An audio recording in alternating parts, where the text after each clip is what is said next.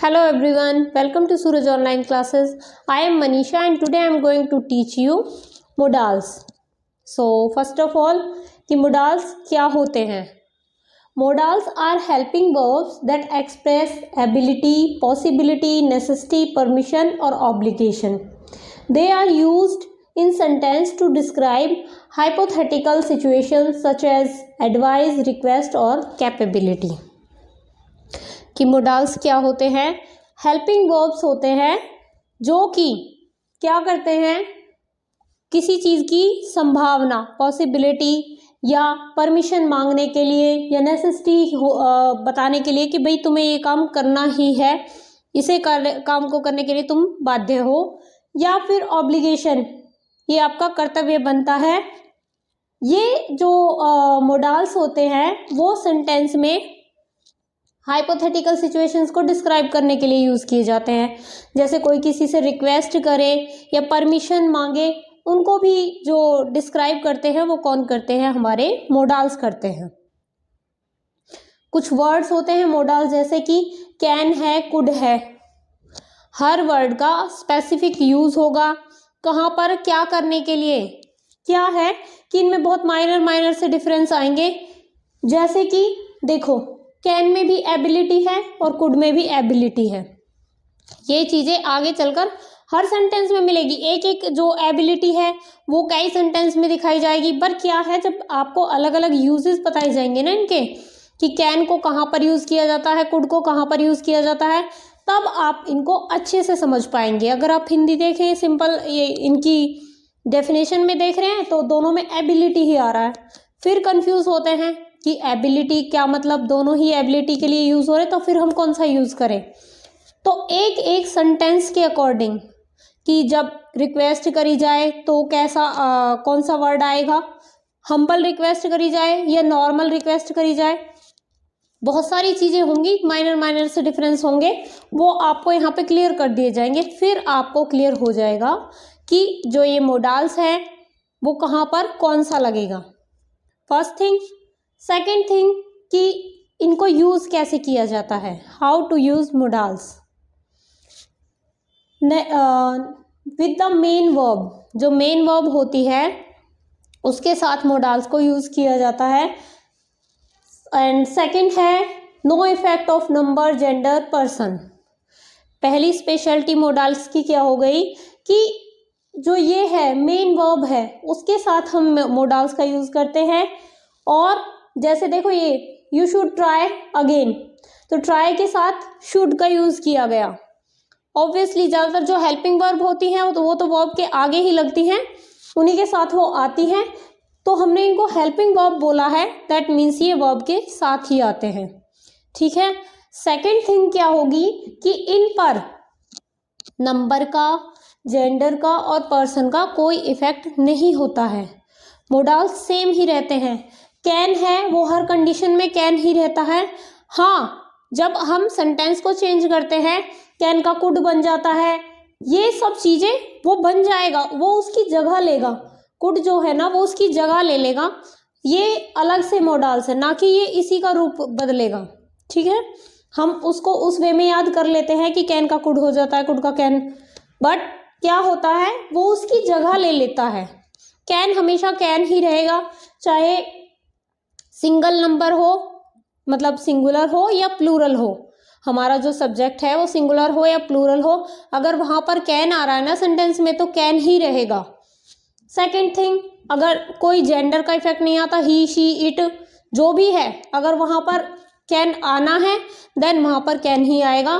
कोई भी मोडाल जो भी आ रहा है वो एज इट इज़ आएगा। नंबर का उस पर कोई इफेक्ट नहीं होगा, ना ही जेंडर का और ना ही पर्सन का। चाहे फर्स्ट पर्सन देखो, सेकंड देखो या थर्ड देखो, अगर हमने किसी सेंटेंस में इसको यूज़ कर लिया, किसी भी मोडाल्स को, तो वो एज इट इज़ यूज़ होगा। ठीक है, वहाँ पर ऐसा नहीं है कि एक नंबर के साथ अलग चलेगा और जब प्लूरल नंबर आएगा तो अलग से चलेगा। इसी तरीके से अगर जेंडर है तो जो मेल है उसके साथ अलग आएगा और फीमेल के साथ अलग आएगा। या फिर person, I, me, you, they there, किसी के साथ भी एज इट इज ही आएगा वो, ठीक है, वो चेंज नहीं होता है। कौन? हमारे मोडाल्स। सभी मोडाल्स की बात हो रही है, कैन का यहाँ पे सिर्फ एग्जाम्पल था। नेक्स्ट है नो फॉर्म्स। मोडाल्स की कोई भी फॉर्म नहीं होती। जैसे वर्ब की फॉर्म्स हम लर्न करते हैं तो इनकी कोई फॉर्म्स नहीं होती। मैंने आपको बताया ये एक दूसरे को रिप्लेस कर सकते हैं सेंटेंस के अकॉर्डिंग, बट जो जहाँ पर है, जो जैसा हमारा मोडाल्स है वो आपको एज इट इज देखने को ही मिलेगा, ठीक है। बहुत सारे सेंटेंस होते हैं जैसे हम शैल का शुड कर देते हैं, विल का वुड कर देते हैं, बट वो सेंटेंस के अकॉर्डिंग पूरा वर्ड ही चेंज हो जाता है, मोडाल्स उसको रिप्लेस कर देता है, वो खुद को चेंज नहीं करता है, ठीक है। तो उसकी कोई फॉर्म्स नहीं होती है हमारे मोडाल्स की। ये हो गई मोडाल्स के यूज या इनकी स्पेशलिटीज। अब नेक्स्ट हमारी चीज आती है कि सेंटेंस में हम इनको कैसे यूज करते हैं। आपको बता तो दिया कि मेन वर्ब जो होती है उसके साथ ये यूज होते हैं। सेकेंड थिंग कि चाहे एबिलिटी हो, परमिशन हो, पॉसिबिलिटी हो या ऑब्लिगेशन, कुछ भी हो, इन जो ये सारी जो चीज़ें हैं आपको बताई गई हैं, इन सभी चीज़ों के लिए हम इनका यूज़ करते हैं। तो एक बार सेंटेंस में इनका यूज़ देख लेते हैं। कुड यू हेल्प मी, यहाँ पर कुड जो है ना, ये हमारा कुड जो मोडाल्स है ये किस चीज़ के लिए यूज़ हो रहा है? क्वेश्चन बनाने के लिए कि क्या तुम मेरी हेल्प करोगे। एबिलिटी तो है ही, वो उससे पहले पूछ रहा है कर सकते हो, करोगे, पूछ रहा है वो, पर क्वेश्चन कर रहा है उससे। बट यहाँ पर जो मेन चीज इसमें आई है, कुड का यूज किसके लिए किया गया है? क्वेश्चन करने के लिए, ठीक है। Second thing, you should try again. यहाँ पर ये शुड है, शुड क्या कर रहा है? सजेशन दे रहा है, यू शुड ट्राई अगेन। अगर ये कहता है यू ट्राई अगेन तो एक सिंपल है, बट शुड का मतलब हो रहा है कि मैं सजेशन दे रहा हूँ कि तुम्हें ट्राई दोबारा करना चाहिए, तो यहाँ पर सजेशन देने के लिए शुड का यूज हुआ। Third, I would often walk to school, कि मैं स्कूल के लिए अधिकतर कैसे चल के ही जाता हूँ, तो ये क्या है? इसकी हैबिट है। जो अधिक बार कोई भी चीज होती है, लगातार होती है, तो उसके लिए हम हैबिट का यूज करते हैं, कि ये हैबिट को बताने के लिए यहाँ पे यूज किया गया है किसका? वुड का। तो अलग अलग यूजेस हो गए। तो ऐसा नहीं है कि एक वर्ड एक ही चीज के लिए यूज किया जाता है, वो अलग अलग जगह पे भी यूज होता है। सेम थिंग कि जैसे एबिलिटी मैंने आपको बताया, तो एबिलिटी बताने के लिए कई मोडाल्स का यूज होगा, और जो कोई मोडाल है उसका भी कई चीजों को बताने के लिए प्रयोग किया जाएगा। तो पजल होने की जरूरत नहीं है। आज की क्लास में बिल्कुल अच्छे डीपली तरीके से आपको एक एक मोडाल्स जो हमारे मेन हैं, हमारे काफी सारे मोडाल्स होते हैं, यहाँ पर आपको shall, will, should, would, can, could, may, might, must, need और टू, यूज्ड टू, ये वाले जो मोडाल्स हैं जो हमारे बिल्कुल मेन में काउंट होते हैं, इनका जितना भी इनके जो यूजेस होते हैं, कहाँ कहाँ पर कैसे कैसे यूज किया जाता है, एक एक करके आज की क्लास में आपको एक्सप्लेन किया जाएगा, ठीक है। तो वन बाय वन हम इसके यूजेस देखेंगे सारे मोडाल्स के। जैसे फर्स्ट सबसे पहले आएगा शैल के यूज, की शैल के क्या क्या यूज होते हैं। सो फर्स्ट ऑफ ऑल हम शैल के यूजेस देख लेते हैं वन बाय वन। सभी के जितने भी हमारे मोडाल्स हैं हम उनके यूजेस देखेंगे। तो सबसे पहले आता है शैल, कि इसको हम कहाँ कहाँ पर प्रयोग करते हैं। तो सबसे पहली बात है फर्स्ट पर्सन के सब्जेक्ट। फर्स्ट पर्सन कौन होते हैं? आई, वी। तो जो सब्जेक्ट है उसके साथ फ्यूचर को व्यक्त करता है। जब हम फ्यूचर की कोई बात बोलते हैं ना, फ्यूचर में कुछ भी बताने के लिए, तो हम आई के साथ शैल का यूज करते हैं और वी के साथ भी शैल का ही यूज करते हैं। तो पहली चीज क्या हो गई कि शैल कहाँ पर लगाया जाता है? जब हम फर्स्ट पर्सन के फ्यूचर की कोई बात करते हैं। I shall see him next week, next week की बात हो रही है, तो नेक्स्ट वीक कब होगा? फ्यूचर में होगा। तो फ्यूचर में बताने के लिए हमने यहाँ पर आई के साथ शैल का यूज किया। और साथ साथ ये भी देखते चलेंगे कि सी जो हमारी मेन वर्ब है उसके साथ ये आगे लगा है हेल्पिंग वर्ब की तरह, ठीक है। फ्यूचर में मोस्टली यही आते हैं। We shall leave for Kanpur this evening, अब वी के साथ भी शैल ही आया, शैल यहाँ पर वी के साथ आया है। अब मैंने आपको जो चीज़ बताई थी कि जो मोडाल्स हैं हमारे, उन पर नंबर, जेंडर, इन सब चीज़ों का कोई असर नहीं पड़ता। अगर आपने यहाँ पर ये जो यूज़ हैं इसके ये देख लिए कि कहाँ पर कौन सा जो हमारा मोडाल्स है वो यूज़ होगा, तो वो एज इट इज़ यूज़ होगा। जब हमने आई बोला तो भी हमने शैल ही बोला, और जब वी बोला तो वी के साथ भी शैल ही बोला उसको। ठीक है, तो यहाँ पर फ्यूचर में हमारे फर्स्ट पर्सन के साथ हमेशा शैल ही आएगा, चाहे फर्स्ट पर्सन में हम आई की बात कर रहे हैं या वी की बात कर रहे हैं। क्लियर? अब है फर्स्ट पर्सन के साथ क्वेश्चन में दूसरे की इच्छा जानने के लिए पहली सीधी सी बात तो आपको माइंड में यही रख लेनी है, आई वी के साथ अगर सिंपल सेंटेंस है तो हमने शैल ही यूज करना है। सेकंड थिंग, ये बात थोड़ी सी और आपको अच्छे से एक्सप्लेन करने के लिए लिखी गई है कि अगर हम क्वेश्चन पूछे किसी से कि क्या मुझे ऐसा करना चाहिए, क्या तुम चाहते हो मैं ऐसा करूं, जब हम ये चीजें पूछे तो ये जो चीजें पूछी जाती हैं तब भी हम अपने साथ शैल ही लगाएंगे आई के साथ। जैसे शैल आई फैच अ डॉक्टर, अगर वो बोलता आई शैल फैच अ डॉक्टर, तब तो वो कह रहा है कि मुझे ऐसा कर लेना चाहिए, अपने बारे में बता रहा है। बट वो पूछ रहा है shall I fetch a doctor, क्या तुम चाहते हो, उसकी इच्छा जानने के लिए, क्या तुम चाहते हो मैं डॉक्टर को बुलाऊं। जब हम ऐसे पूछेंगे तो भी हम शैल का यूज करेंगे। या ये चीज आपको याद ना रहे तो आप इतना सा याद कर सकते हो कि हम जब क्वेश्चन बनाते हैं तो हम जो ये हमारी हेल्पिंग वर्ब होती है ना, इसको वर्ब से आगे ले जाते हैं, मतलब स्टार्टिंग क्वेश्चन की इसी से कर देते हैं। तो सीधी सी बात है, सिंपल सेंटेंस होता तो शैल यहाँ पर आता, तो आई के साथ तो शैल आना ही आना है। ठीक है, फिर भी इसमें ये है कि अगर हमें किसी से पूछना है क्या तुम चाहते हो कि मैं ऐसा करूं, तो भी हम क्या यूज करते हैं, शैल का यूज करते हैं।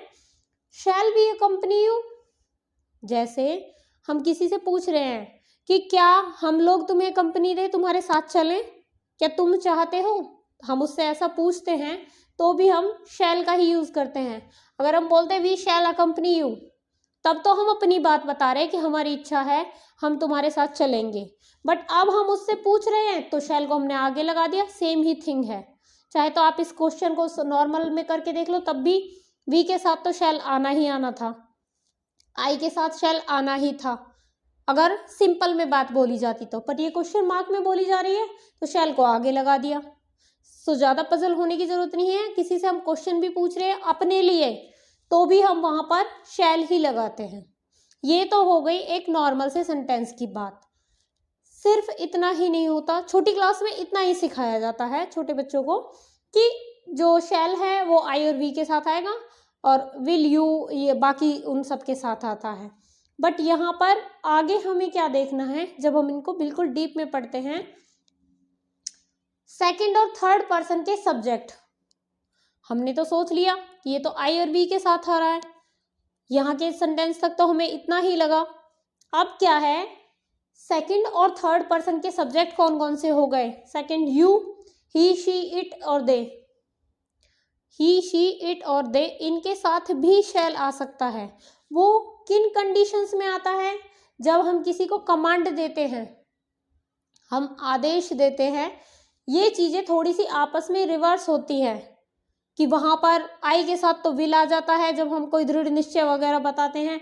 यहाँ पर नॉर्मल कंडीशंस में हमने शैल लगाया था आई और वी के साथ, बट जब हम किसी दूसरे पर्सन को, सेकंड या थर्ड पर्सन के सब्जेक्ट को, चाहे हम उसके से प्रॉमिस कर रहे हैं या उसको धमकी दे रहे हैं, थ्रेट दे रहे हैं, या दृढ़ निश्चय डिटरमाइन कर रहे हैं, सभी चीजों के साथ, इन सब चीजों के साथ क्या आता है, शैल आता है। जैसे आई से शी शैल डू इट, मैं कहता हूं वो ऐसा करेगी, यहां पर कमांड दी गई। ठीक है, शी विल डू इट तो एक सिंपल सेंटेंस हो जाता कि वो ये करेगी। बट अब मैं कह रहा हूं आई से शी शैल डू इट, मैं कहता हूं वो ऐसा करेगी क्योंकि मैंने उसे आदेश दिया है ऐसा करने का। ठीक है, तो यहाँ पर कमांड जब दी जा रही है सेंटेंस में, अगर आपको बता दिया जाए सेंटेंस को ब्रैकेट में लिख के कि यहाँ पर कमांड देनी है, तो आप यहाँ पर शैल यूज करेंगे या विल यूज करेंगे? विल यूज करने से एक सिंपल सेंटेंस बन जाता है, इसलिए हम यहाँ पर शैल लगाकर इसे थोड़ा सा इफेक्टिव बना रहे हैं कि कमांड दी जा रही है। ठीक है, नेक्स्ट है you shall get a camera if you stand first. अब यू के साथ हमने शैल का यूज कर लिया। हम तो कह रहे थे आई और बी के साथ ही शैल आ रहा है, यहाँ पर यू के साथ शैल क्यों आया? क्योंकि यहाँ पर हम प्रॉमिस कर रहे हैं। दो वर्ड हो गए हैं, कमांड और प्रॉमिस। जब हम किसी को देते हैं तो हम वहां पर क्या यूज करते हैं? शैल का यूज करते हैं सेकंड और थर्ड पर्सन के सब्जेक्ट के साथ। ठीक है, तो इसमें है you shall get a camera if you stand first. तुम्हें एक कैमरा मिलेगा अगर तुम फर्स्ट आते हो तो यहाँ पर हम प्रॉमिस कर रहे हैं, कमांड और प्रॉमिस। दो चीजें हो गई माइंड में आपके। थर्ड थिंग पे आते हैं, you shall be punished for his rude he shall be punished for his rude behaviour. हमने यहाँ पर ही शैल की क्या हम उसे कमांड दे रहे हैं, क्या हम उससे प्रॉमिस कर रहे हैं? ऐसा तो कुछ नहीं लग रहा। इसमें क्या है कि उसे पनिश किया जाएगा उसके रूड बिहेवियर के लिए। तो ये एक धमकी दी जा रही है, यहाँ पर उसे थ्रेट किया जा रहा है। तो तब क्या बोल रहे हैं? ही शैल बी पनिश्ड, कि उसे सजा मिलेगी ही उसके गलत बिहेवियर के लिए। जब इस तरीके की बात बोली जाती है तो वहां पर हम किसी को थ्रेट कर रहे हैं तो ही के साथ हमने शैल का यूज किया, चाहे सेकंड पर्सन होता है या थर्ड पर्सन होता, उसके सब्जेक्ट के साथ हम क्या यूज करते? शैल का यूज करते। ठीक है, तो थर्ड थिंग हमारे पास क्या आ गई? Threat, command, promise and threat, 3 conditions. Fourth क्या है? You shall apologise for your misbehave. यहां पर भी हमने कमांड दी, हम उसे सलाह नहीं दे रहे हैं कि तुम्हें अपने जो भी तुमने मिसबिहेव किया है उसके लिए तुम्हें माफी मांगनी चाहिए। एक तो होता है सजेशन कि हम किसी को सलाह देते हैं कि तुम्हें भाई ऐसा करना चाहिए, बट यहाँ पर हम उसे आदेश दे रहे हैं कि तुम्हें ऐसा करना ही होगा, जो गलती तुमने की है उसके लिए माफी मांगनी होगी। तो अब हम यहाँ पर उसको कमांड दे रहे हैं, आदेश दे रहे हैं कि जाओ माफी मांगो। तो यहाँ पर हमने यू के साथ शैल का यूज किया। तो ये हमारा कमांड ऑलरेडी हो चुका है। तो 3 things, command, promise and threat. Next हमने आपको बताया था दृढ़ निश्चय, यानी कि डिटर्मिनेशन। जैसे इसमें ही देख लो, you will be drawn and nobody shall help me. I will be drawn and nobody shall help me. ये है डिटर्मिनेशन, यानी कि दृढ़ निश्चय। मुझे पता है, जब हम किसी चीज के लिए सोचते हैं हमें पक्का यकीन होता है कि हाँ ऐसा ही होगा, तो हम क्या कह रहा है ये कि मैं बह जाऊंगा और कोई भी मेरी मदद नहीं करेगा। तो ये हो गया हमारा डिटर्मिनेशन का एग्जाम्पल। अब हमारे पास 4 सिचुएशंस हैं जो हमें लर्न करनी है, command, promise, threat and determination. तो यहाँ पर इसने यू के साथ शैल, नोबडी के साथ शैल का यूज किया। नोबडी, कोई भी मेरी मदद नहीं करेगा। ठीक है, उसे पक्का यकीन है, दृढ़ निश्चय है, इसलिए उसने इसका यूज किया था। तो ये हमारे 4 वर्ड्स हो गए, कौन कौन से? Command, promise, threat and determination. In 4 situation में हम जो हमारे थर्ड और सेकंड पर्सन होते हैं उनके सब्जेक्ट के साथ हम क्या यूज करते हैं? शैल का यूज करते हैं। क्लियर? यहाँ तक आपको क्लियर हो गया होगा। अब कुछ और सिचुएशंस होती हैं जिनमें हम शैल का यूज करते हैं। पहली सिचुएशन तो यही थी, फर्स्ट पर्सन के सब्जेक्ट के साथ, ये बहुत इजी है, आपको याद हो जाएगा। सेकंड के साथ भी कोई बहुत बड़ी चीज नहीं थी। 4 सिचुएशन आपको बताई, चारों को आप एक बार माइंड में कर लेंगे कि जब ऐसी ऐसी कंडीशन हो तो इनके साथ भी शैल आएगा। क्लियर? थर्ड सिचुएशन क्या आ रही है? Shall I use your scooter. Shall I use your scooter, यहाँ परमिशन ले रहा है। देखो तो आपके लिए सिंपल ही है, आपको नहीं भी पता होता कि परमिशन ले रहा है तब भी आई के साथ तो शैल आना ही था। ठीक है, ये एक तरीके से क्वेश्चन मार्क, वही बात जो मैंने आपको पीछे बताई थी कि क्वेश्चन मार्क बन रहा है तो शैल आ गया। नहीं तो ये क्या बोलता? आई शैल यूज योर स्कूटर। अगर वो नहीं पूछता, सिंपल वे भी बताता उसको कि मैं तुम्हारे स्कूटर को चलाऊंगा, बता रहा होता तो भी आई के साथ तो शैल आना ही था। तो ये कोई अलग से बहुत बड़ी चीज नहीं है, माइंड में रहेगी ही रहेगी। Second thing, I shall gladly visit your house, ये थोड़ा सा आई के साथ भी शैल ही आया, जो मैंने आपको बताया था कि जो सिंपल सेंटेंस है उनके साथ तो शैल आ ही रहा था। अब यहाँ पर ये अपनी विलिंगनेस बता रहा है कि मेरी वहाँ तुम्हारे घर विजिट करने की इच्छा है, मैं वहाँ पर खुशी खुशी से जाना चाहूँगा। तो यहाँ पर इसकी विलिंगनेस को दिखाया गया है, आई के साथ ही शैल आया है। शैल शी अकम्पनी यू, एक्सपेक्टेशन, हमने ये थोड़ा अलग आया है ना, अभी तक हमने ये चीजें पढ़ी थी सेकंड और थर्ड पर्सन के लिए। यहां पर देखो शी के साथ शैल आया, शैल शी अकम्पनी यू, हम उससे एक्सपेक्टेशन कर रहे हैं, पूछ ही नहीं रहे हैं, हमें उससे उम्मीद भी है कि वो तुम्हारे साथ जाएगी, तो शैल शी अकम्पनी यू, वो तुम्हारे साथ आएगी। नेक्स्ट है I shall be drown and nobody will help me, अब आई के साथ तो शैल आना ही आना था, सिंपल। अब आपको डिफरेंस देखना है, I shall be drown and nobody will help me, nobody के साथ इसमें विल आया, तो ये क्या है, प्रोबेबिलिटी, संभावना। हम फ्यूचर की बात बता रहे हैं कि मैं बह जाऊंगा और कोई भी मेरी मदद नहीं करेगा, ऐसा तो इसे अंदेशा है ऐसा होने का कि ऐसा होगा शायद, प्रोबेबिलिटी। बट नेक्स्ट वो सेंटेंस में देखेंगे आई will B drown and nobody shell help me, same he sentence है, इसमें आई के साथ शैल आया, इसमें आई के साथ विल आया, ठीक है।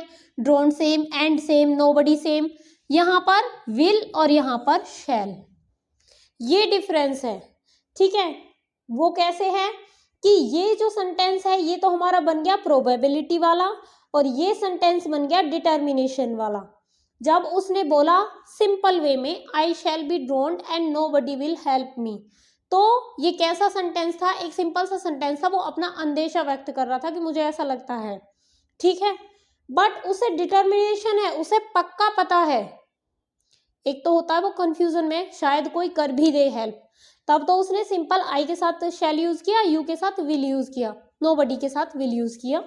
बट जब उसे पक्का यकीन हो गया कि मुझे पक्का पता है कोई यकीन नहीं कोई मेरी हेल्प नहीं करेगा, तो उसने क्या कहा, आई विल बी ड्रोन, आई के साथ उसने विल लगाया कि मैं पक्का बह जाऊंगा, और नोबडी शैल हेल्प मी, और मेरी कोई भी मदद नहीं करेगा। यहाँ पर उसे वो अपना पक्का विश्वास दिखा रहा है कि मुझे ऐसा पक्का पता है, 100% ऐसा ही होगा, ठीक है।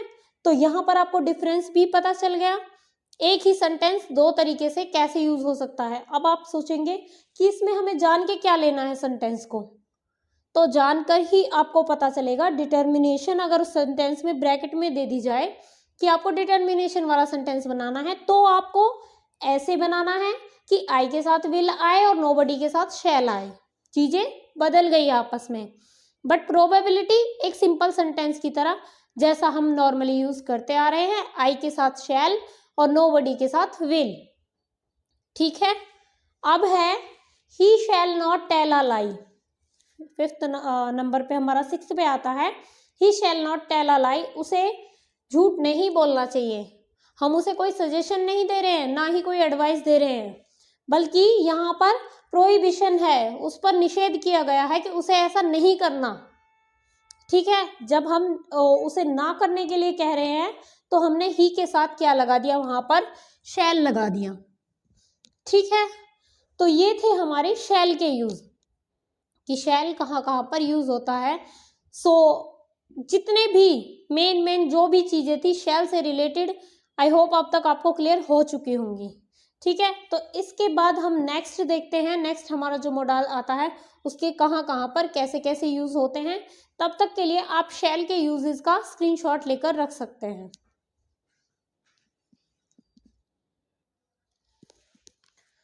सो नेक्स्ट हमारा आता है विल। अब से पहले हम लोग शैल को पढ़ रहे थे, अब है विल कि विल जो है उसका कहाँ कहाँ पर कैसे कैसे यूज होता है। फर्स्ट है सेकंड और थर्ड पर्सन के सब्जेक्ट के साथ सिंपल फ्यूचर टेंस को व्यक्त करने के लिए। जैसे हम शैल में पढ़ रहे थे कि शैल का यूज कहाँ पर हो रहा था, फर्स्ट पर्सन के फ्यूचर को जब हम बताते हैं कि फर्स्ट पर्सन के साथ फ्यूचर की कोई भी बात बताई जाती थी तो वहां पर हम शैल का यूज कर रहे थे। तो सेकंड और थर्ड पर्सन के साथ जब भी हम फ्यूचर की कोई बात बताएंगे तो वहां पर हम क्या यूज करते हैं, विल का यूज करते हैं। जैसे he will get good marks, तो यहाँ पर ही के साथ विल का यूज किया गया है। विल जो है वो ही के साथ आ रहा है क्योंकि ही हमारा सेकंड और थर्ड पर्सन है। ठीक है, सेकंड है they will play a match in the evening. Evening की बात हो रही है यानी कि फ्यूचर की बात हो रही है, तो विल यहाँ पर आ रहा है। सिमिलर ही बातें हो गई, आप कंपेयर करके देखेंगे, साथ में रख के देखेंगे। रूल्स जो हैं शैल और विल को यूज करने के एक दूसरे के ऑपोजिट है। जिस कंडीशन में विल आएगा वहां पर शैल नहीं आएगा, जहां पर शैल आएगा वहां पर विल नहीं आएगा, मतलब ऑपोजिट है एक दूसरे के। जैसे फर्स्ट पर्सन के साथ शैल आ रहा था, सेकंड और थर्ड पर्सन के सब्जेक्ट के साथ क्या आ रहा है, विल आ रहा है। दूसरी चीज, वो कंडीशन जो मैंने आपको शैल में बताई थी, सेम कंडीशंस अगर हो फर्स्ट पर्सन के साथ, पहली बात तो ये हो गई, यही बात उसमें थी, यही इसमें है। अब क्या है, अगर वो कंडीशन आ जाए जो मैंने आपको शैल वाले में बताई थी, चाहे सर्टेनिटी हो, विलिंगनेस हो, डिटर्मिनेशन, प्रॉमिस, ये सारी चीजें आएंगी ना, तो विल की जगह शैल और शैल की जगह विल आ जाएगा। समझे आप? जैसे फर्स्ट पर्सन के सब्जेक्ट के साथ सर्टेनिटी, प्रॉमिस या विलिंगनेस व्यक्त करने के लिए, वैसे तो मैंने आपको बताया था कि फर्स्ट पर्सन के सब्जेक्ट के साथ क्या यूज कर रहे थे, हम शैल का यूज कर रहे थे, है ना। बट अगर वो अपनी सर्टेनिटी, विलिंगनेस या प्रॉमिस को दिखाए तो उसके शैल की जगह पर वो क्या यूज करेगा, विल यूज करेगा। सेम थिंग अगर सेकंड पर्सन के सब्जेक्ट ये सब चीजें दिखाते हैं तो वो किसका यूज करने लग जाते हैं, शैल का यूज करते हैं। हो गए ना एक दूसरे के ऑपोजिट। जैसे I will keep you in, I will help you in your career, तो ये क्या कह रहा है कि मैं तुम्हारे कैरियर में तुम्हारी मदद करूंगा, ऐसा करने की इसकी इच्छा है, विलिंगनेस है इसकी। ये बोल रहा है कि मैं तुम्हारी हेल्प करूंगा, तो आई के साथ इसने विल लगा दिया, विल लगाकर इसने अपनी विलिंगनेस को बताया है। ठीक है, वैसे आई के साथ शैल आता है नॉर्मल कंडीशन में, बट यहाँ पर इच्छा व्यक्त करी गई है, इसने अपनी अच्छी जो अंदर से इसकी इच्छा आ रही है वो व्यक्त करी, तो इसने विल यूज किया। ठीक है, नेक्स्ट है we will give him a warm reception, हम उसे एक वार्म रिसेप्शन देंगे। तो ये करने के लिए उस व्यक्ति को जब वो आएगा हम उसका अच्छे से स्वागत करेंगे। तो ये क्या है, हम यहाँ पर प्रॉमिस कर रहे हैं, हम यहाँ पर प्रॉमिस कर रहे हैं। नॉर्मल बात बोलते हम तो we shall give him a warm reception ऐसे भी बोलते, बट हमने उसे प्रॉमिस किया है या हम किसी और व्यक्ति को प्रॉमिस कर रहे हैं कि हम उसका अच्छे से स्वागत करेंगे, तो प्रॉमिस कर रहे हैं तो हमने वी के साथ यहाँ पर विल को यूज किया। ठीक है, third condition, I will see the red fort next Sunday, उसने सर्टेनिटी दिखाई, यहाँ पर निश्चय किया कि नेक्स्ट संडे को तो मैं रेड फोर्ट देखूंगा ही, अपने अंदर उसने ये निश्चय किया है कि मुझे ऐसा करना है। तो निश्चय जब उसने किया तो आई के साथ उसने विल का यूज किया। ठीक है, हो गई सारी चीजें क्लियर। सिंपल सा फॉर्मूला क्या याद रखना है कि फर्स्ट पर्सन के साथ शैल, सेकंड के साथ विल, जब ये कंडीशन आएंगी तो शैल और विल आपस में रिप्लेस हो जाएंगे। ठीक है, नेक्स्ट है फर्स्ट पर्सन के सब्जेक्ट के साथ डिटर्मिनेशन या थ्रेट, ये हमने अलग से लिख दिया है, चीजें उसी में ऐड हो सकती है कि डिटर्मिनेशन या थ्रेट भी जब आएगी तो शैल की जगह क्या आएगा, विल आएगा, और विल की जगह क्या आ रहा था, शैल आ रहा था। ठीक है, जैसे I will find out the truth at all cost, उसने दृढ़ निश्चय किया, यहाँ पर डिटर्मिनेशन अपनी दी, तो उसने आई के साथ विल का यूज किया कि मैं हर कीमत पर जो सच्चाई है उसका पता लगा कर रहूंगा। ये इस तरीके से बात बोल रहा है कि अब तो मैं ऐसा करके ही रहूंगा, पक्का इसका निश्चय है, इसलिए इसने आई के साथ विल का यूज किया है। ठीक है, नेक्स्ट है I will teach him a lesson, यहाँ पर ये धमकी दे रहा है, I will teach him a lesson, मैं उसे सबक सिखा कर रहूंगा। ठीक है, उसने ऐसी बात बोली यानी कि उसने धमकी दी है और आई के साथ तब विल का प्रयोग किया गया। आई शैल टीच हिम अ लेसन बहुत ही सिंपल सी बात हो जाती। ऐसे तो नॉर्मली शैल ही यूज होना चाहिए, बट विल उसने क्यों यूज किया? धमकी देने के लिए, कि हाँ उसके बोलने से पता चल जाए कि वो धमकी दे रहा है। ठीक है, तो ये चीज अगर ही के साथ आ रही होती, यहां लिखा होता आई की जगह ही होता, तो he will teach him a lesson, तब बहुत सिंपल सा सेंटेंस बन जाता ये। बट आई के साथ विल आया तब क्या बन गया? ये धमकी वाला सेंटेंस बन गया। ठीक है, तो ही अगर ये जो हम बोल रहे हैं ही बोल दिया हमने, और ही अगर किसी को धमकी दे रहा होता तो यहाँ पर शैल आता। ठीक है, फिर वो ही चीज रिपीट हो जाती, ही शैल टीच हिम अ लेसन, कि वो उसे अच्छा सबक सिखाएगा, तब वो धमकी वाली बात हो जाती।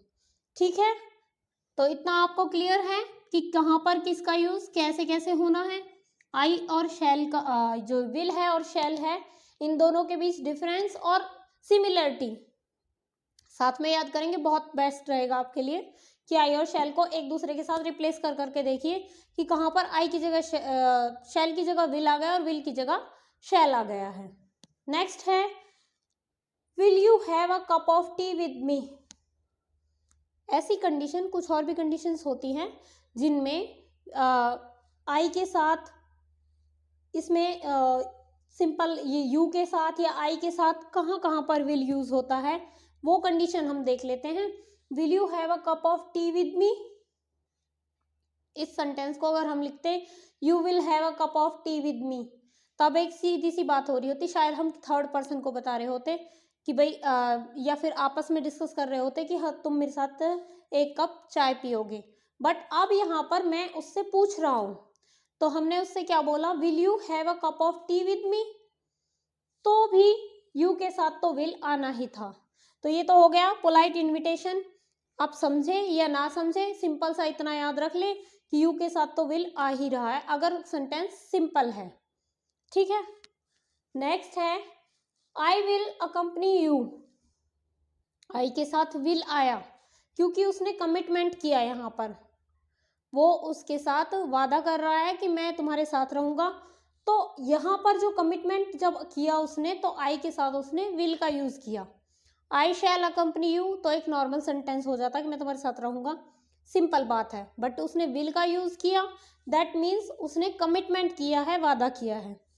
ठीक है, this bucket will hold the entire quantity of milk. This bucket will hold, वैसे भी विल ही यूज करते हैं हम यहाँ पर, बट यहाँ पर जो ये विल है ये बता रहा है कैपेसिटी को। क्यों यहाँ पर लिखा गया है?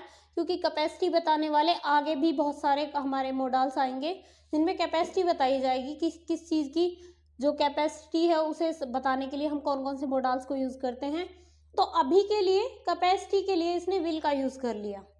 तो ऐसा नहीं है कि कैपेसिटी के लिए उन बाकी के जो मॉडल्स हैं उनका ही यूज़ होता है, यहाँ पर विल का भी यूज़ कैपेसिटी बताने के लिए हो सकता है। ठीक है, तो ये थे हमारे विल के यूज़। इसके बाद हमारे नेक्स्ट जो मॉडल्स बचते हैं वन बाय वन हम उनको करेंगे, तब तक के लिए आप इसका स्क्रीनशॉट ले सकते हैं। सो नेक्स्ट हमारा आता है शुड। हमने विल और शैल को पढ़ लिया था। नेक्स्ट हमारा जो मॉडल्स है शुड आता है, इसके कहाँ कहाँ पर कैसे कैसे यूज होते हैं। सो फर्स्ट है पास्ट में फ्यूचर को व्यक्त करने के लिए। पास्ट में फ्यूचर को कैसे व्यक्त किया जाता है कि पास्ट में कोई बात कर रहे हैं पर कर रहे हैं फ्यूचर की बात। मतलब कल हमने कोई बात कही थी, किसी ने कोई बात कही, जैसे he said that I should attend her party. उसने कहा था कि मैं उसकी पार्टी अटेंड करूंगा, तो यहाँ पर उसने शुड का यूज किया फ्यूचर को बताने के लिए। ठीक है, तो सिंपल यूज इसका क्या होता है? पहला जो फर्स्ट रूल होता है शुड के यूज करने का वो क्या है कि हम पास्ट में कोई बात कहेंगे फ्यूचर के बारे में। We said that they should reach home, कि हमने कहा उन्हें घर जाना चाहिए। ये बात हो रही थी पास्ट में, फ्यूचर के बारे में। ठीक है, तो ये तो इसका पहला रूल होता है जो बेसिक रूल होता है। सेकंड क्या है? ड्यूटी और ऑब्लिगेशन व्यक्त करने के लिए शुड का यूज किया जाता है। जब हम किसी का कर्तव्य बताते हैं कि तुम्हें ऐसा करना चाहिए, तो हम किसका यूज़ करते हैं? शुड का। The peon should ring the bell, कि जो पियन है उसे रिंग, जो बेल है उसको रिंग करना चाहिए, उसे बजाना चाहिए, वो उसकी ड्यूटी है। तो हम सिर्फ सिंपल उसकी ड्यूटी उसे बात बता रहे हैं, तो हम शुड का यूज़ करेंगे। दूसरा यूज़ क्या हो गया? ड्यूटी या ऑब्लिगेशन बताने के लिए, ठीक है। पहला यूज़ था पास्ट में फ्यूचर को व्यक्त करने के लिए। एंड थर्ड आता है एडवाइस, सजेशन और इन्फ्रेंस, सलाह, सुझाव या निष्कर्ष व्यक्त करने के लिए। कोई हम किसी को सजेशन दे रहे हैं या कोई एडवाइस दी जा रही है या फिर इन्फ्रेंस बताया जा रहा है कि ऐसा करने पर ऐसा होगा, निष्कर्ष निकाला जा रहा है किसी चीज़ का, तब हम क्या यूज़ करेंगे? शुड का यूज़ करते हैं। तीसरा पॉइंट क्या आ गया? एडवाइस, सजेशन और इन्फ्रेंस जब हम बताते हैं तो हम शुड का यूज़ करते हैं। जैसे कि you should work hard to stand first, कि भाई अगर तुम्हें फर्स्ट आना है, तुम्हें फर्स्ट आने के लिए हार्ड वर्क करना चाहिए। यू शुड वर्क हार्ड, यहाँ पर हम उसे सलाह दे रहे हैं, एडवाइस दे रहे हैं कि तुम्हें फर्स्ट आने के लिए हार्ड वर्क करना चाहिए, ठीक है। तो सजेशन देने के लिए हमने क्या यूज़ किया? शुड का यूज़ किया। नेक्स्ट है लीस्ट के आगे का उद्देश्य प्रकट करता है। कहीं पर किसी सेंटेंस में अगर लीस्ट आ गया तो आपको बस इतना याद कर लेना है कि लीस्ट आ गया तो शुड हम लगाएंगे ही लगाएंगे। क्यों लगाएंगे? क्योंकि लीस्ट जिस सेंटेंस में लग गया, you run slow least you should fell down, run slow least, नहीं तो तुम, नहीं तो क्या होगा? जो होगा वो किससे के द्वारा बताया जाता है? शुड के साथ लगा के बताया जाता है, यू शुड फेल डाउन, ठीक है। रन स्लो लीस्ट, लीस्ट तक की बात हो गई। लीस्ट किस लिए लगाया? लीस्ट क्यों लगाया गया है? उसका उद्देश्य प्रकट कौन करेगा? हमारा शुड करेगा। और शुड लग के क्या बताएगा? फेल डाउन, कि गिर जाओगे, ठीक है। तो लीस्ट जहां पर आएगा वहां पर हमें शुड लगाना है, ये बात माइंड में रखनी है। नेक्स्ट आता है सपोजिशन, कल्पना को व्यक्त करने के लिए। माइंड में हम कोई चीज सोच रहे हैं, जैसे should you go to the market bring some fruits for me. इसने क्या कहा? अगर तुम मार्केट जाओ तो मेरे लिए फ्रूट्स ले आना। अब कंपल्सरी नहीं है कि वो जाएगा ही, अगर ऐसा होता है तो ऐसी हम कंडीशन रखें कि अगर ऐसा हो ना तो ऐसा कर देना। हम कल्पना में, हम अपनी इमेजिनेशन में, सपोजिशन में ये चीज़ सोच रहे हैं कि ऐसा होगा, तो उस चीज़ को व्यक्त करने के लिए हम क्या लगा रहे हैं? हम शुड लगा रहे हैं। You go to the market bring some fruits for me, अगर हम इसको ऐसे बोलते ना तो मतलब हमें कंफर्म है कि वो मार्केट जाएगा, बट शुड लगाकर हम क्या बता रहे हैं कि अभी हम सोच रहे हैं कि अगर तुम मार्केट जाओ तो फ्रूट्स ले आना, ठीक है। तो नेक्स्ट हमारा आ गया सपोजिशन को व्यक्त करने के लिए। अब है इसके कुछ यूजेस। ये 4 थिंग्स हमने देख ली कि एक तो पास्ट में जब फ्यूचर की कोई बात बताई जाएगी हम शुड का यूज़ करेंगे। सेकंड थिंग, कोई भी ड्यूटी या ऑब्लिगेशन हमें व्यक्त करना होगा तो हम शुड का यूज़ करेंगे। एडवाइस, सजेशन और इन्फ्रेंस बताने के लिए भी शुड का यूज़ होता है। नेक्स्ट है लिस्ट के आगे का उद्देश्य बताने के लिए भी शुड का यूज़ होता है, यानी कि लिस्ट जहाँ पर आता है वहाँ पर शुड लगाया जाता है। और अगला है सपोजिशन। हम कोई भी कल्पना करते हैं कि अगर ऐसा करो होगा ना तो ऐसे कर लेना, अगर तुम रास्ता भटक जाओ तो किसी से पूछ लेना। इस तरीके की बातें जब हम करते हैं ना तो हम शुड का यूज़ करते हैं। क्लियर?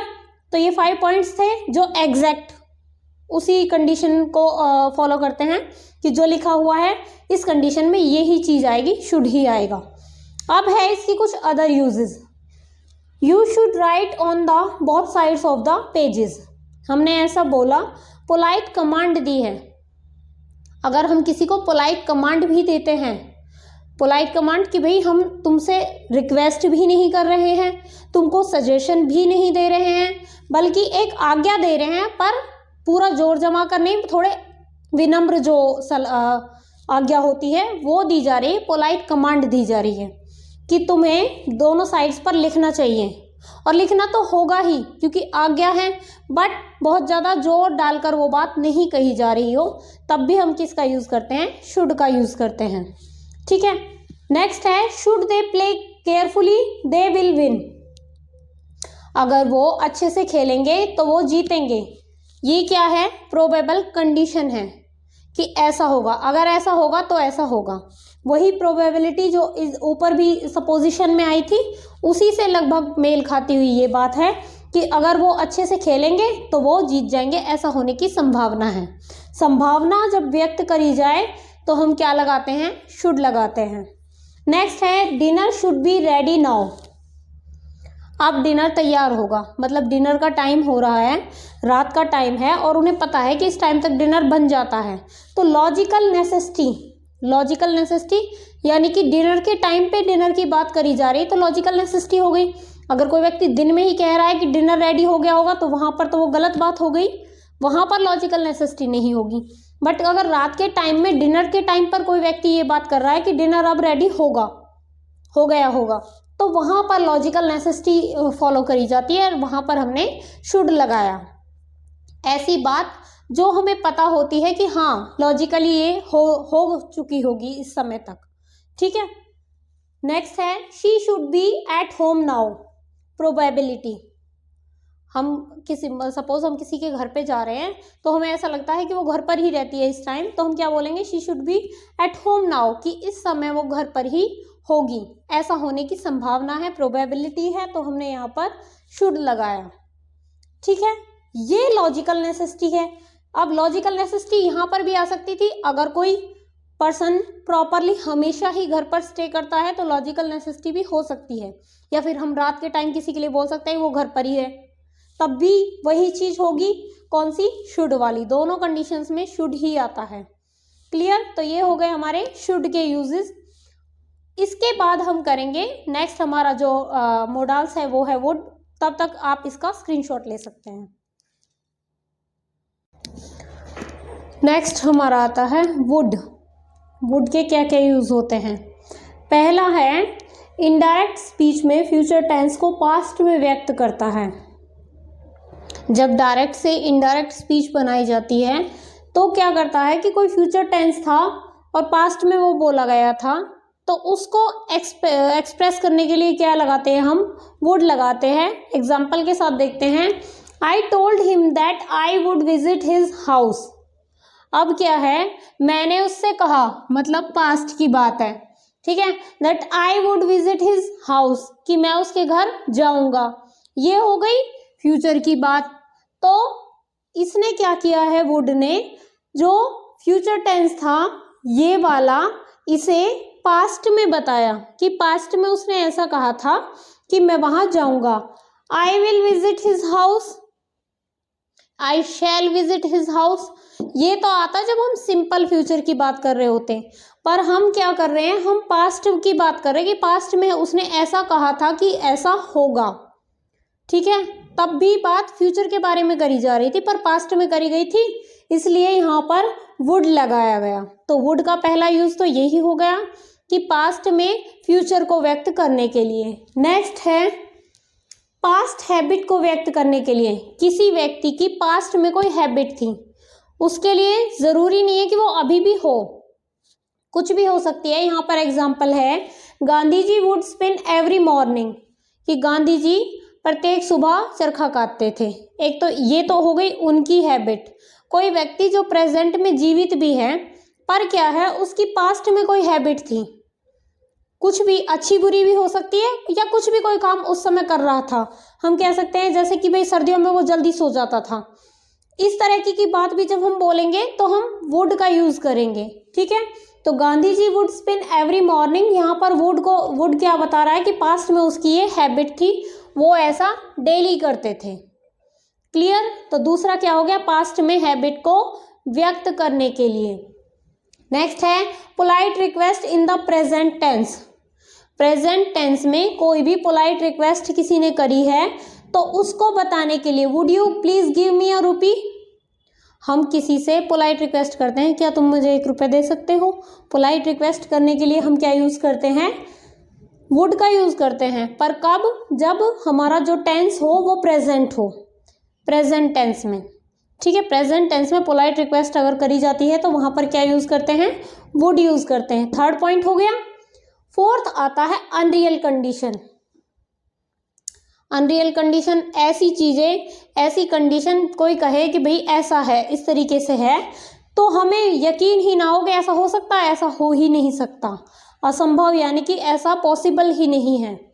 जैसे would that my neighbours were social, किसी व्यक्ति ने, हम किसी को नहीं जानते, हम किसी के घर पर गए और हमने बोला कि तुम्हारे पड़ोसी जो है वो काफ़ी सोशल है, तो तब उस समय जो वो व्यक्ति है उसे पता है अपने पड़ोसियों के बारे में कि वो कैसे हैं, सोशल है या नहीं है, उसे पता है कि वो सोशल नहीं है, तो उसने उस चीज़ को असंभव में लिया कि संभव नहीं है ऐसा था, तो उसने क्या बोला, would that my neighbours were social, कि क्या मेरे नेबर सोशल हैं, वो नहीं है, असंभव स्थिति है, इसलिए उसने वुड का यूज़ किया।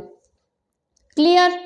नेक्स्ट है अदर यूजेस। ये तो हो गए इसके 4 यूजेस जो कंडीशन वाइज हैं कि ऐसी कंडीशन में क्या क्या यूज़ किया जाता है। एक तो फ्यूचर टेंस को पास्ट में जब हम बताते हैं, पास्ट में हम कोई बात कर रहे होते हैं फ्यूचर टेंस के बारे में, तब हम इसको यूज़ करते हैं वुड को।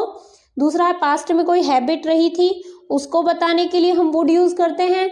तीसरा है पोलाइट रिक्वेस्ट के लिए, प्रेजेंट टेंस में कोई भी पोलाइट रिक्वेस्ट जब करी जाती है तो हम क्या बोलते हैं, क्या यूज़ करते हैं, वुड का यूज़ करते हैं। नेक्स्ट है 4th नंबर पे असंभव स्थिति, कोई ऐसा काम जो अनरियल है, हो ही नहीं सकता, उसको बताने के लिए भी हम क्या लगाते हैं, वुड लगाते हैं। अब देख लेते हैं इसके other uses. I wish she would reach here soon, मुझे मैं विश करते हूँ कि वो जल्दी ही यहाँ पर पहुँच जाएगी, ऐसी मेरी अंदर से इच्छा भी है, डिज़ायर है, और विश भी वो कर रहा है यहाँ पर। तो इसका मतलब क्या है कि जब हम डिज़ायर रखते हैं तो डिज़ायर के साथ हम वुड लगाते हैं कि हाँ हम ऐसा, हम चाहते भी हैं कि ऐसा हो, अंदेशा वगैरह व्यक्त करते तो यहाँ पर अलग मॉडल्स यूज होते। नेक्स्ट है I would like her to do me a favour, यहाँ पर ये विश कर रहा है, विश एंड डिज़ायर दोनों में हमने वुड का यूज़ किया कि किसी की कोई इच्छा होती है या विश होती है, तो यहाँ पर वो क्या कह रहा है कि वो मुझे फेवर करेगी, तो ये ऐसा करे, उसे अच्छा लगेगा अगर वो उसका फेवर करे, तो यहाँ पर ये उसकी विश हो गई। ठीक है, विश में भी इसने क्या यूज़ किया, would. If only terrorist would stop there activities, hopeless wish, ऐसी विश, हम क्या विश कर रहे हैं कि ये जो टेररिस्ट हैं ये ही अपनी गतिविधियों को बंद कर दें। ऐसी बहुत चीज़ें लोग सोचते हैं, होप करते हैं कि काश ऐसा हो जाए, उन्हें भी पता होता है कि वो होपलेस है, जो ये विश है इसमें कोई उम्मीद नहीं दिखती। जो टेररिस्ट है वो तो अपनी एक्टिविटीज़ को बंद कर नहीं सकते, उन्हें पता है, पर फिर भी वो ऐसी उम्मीद करते हैं, तो हम होपलेस विश जहाँ पर करते हैं वहाँ पर भी हम क्या यूज़ करते हैं, वुड का यूज़ करते हैं। क्लियर। नेक्स्ट है I would suffer rather than borrow, कि उधार लेने की बजाय मैं मुश्किल में रह लूँगा, जो दिक्कत आ रही है मैं उनको झेल लूँगा पर मैं उधार नहीं लूँगा। तो यहाँ पर इसने अपनी क्या दिखाई, प्रेफरेंस दिखाई।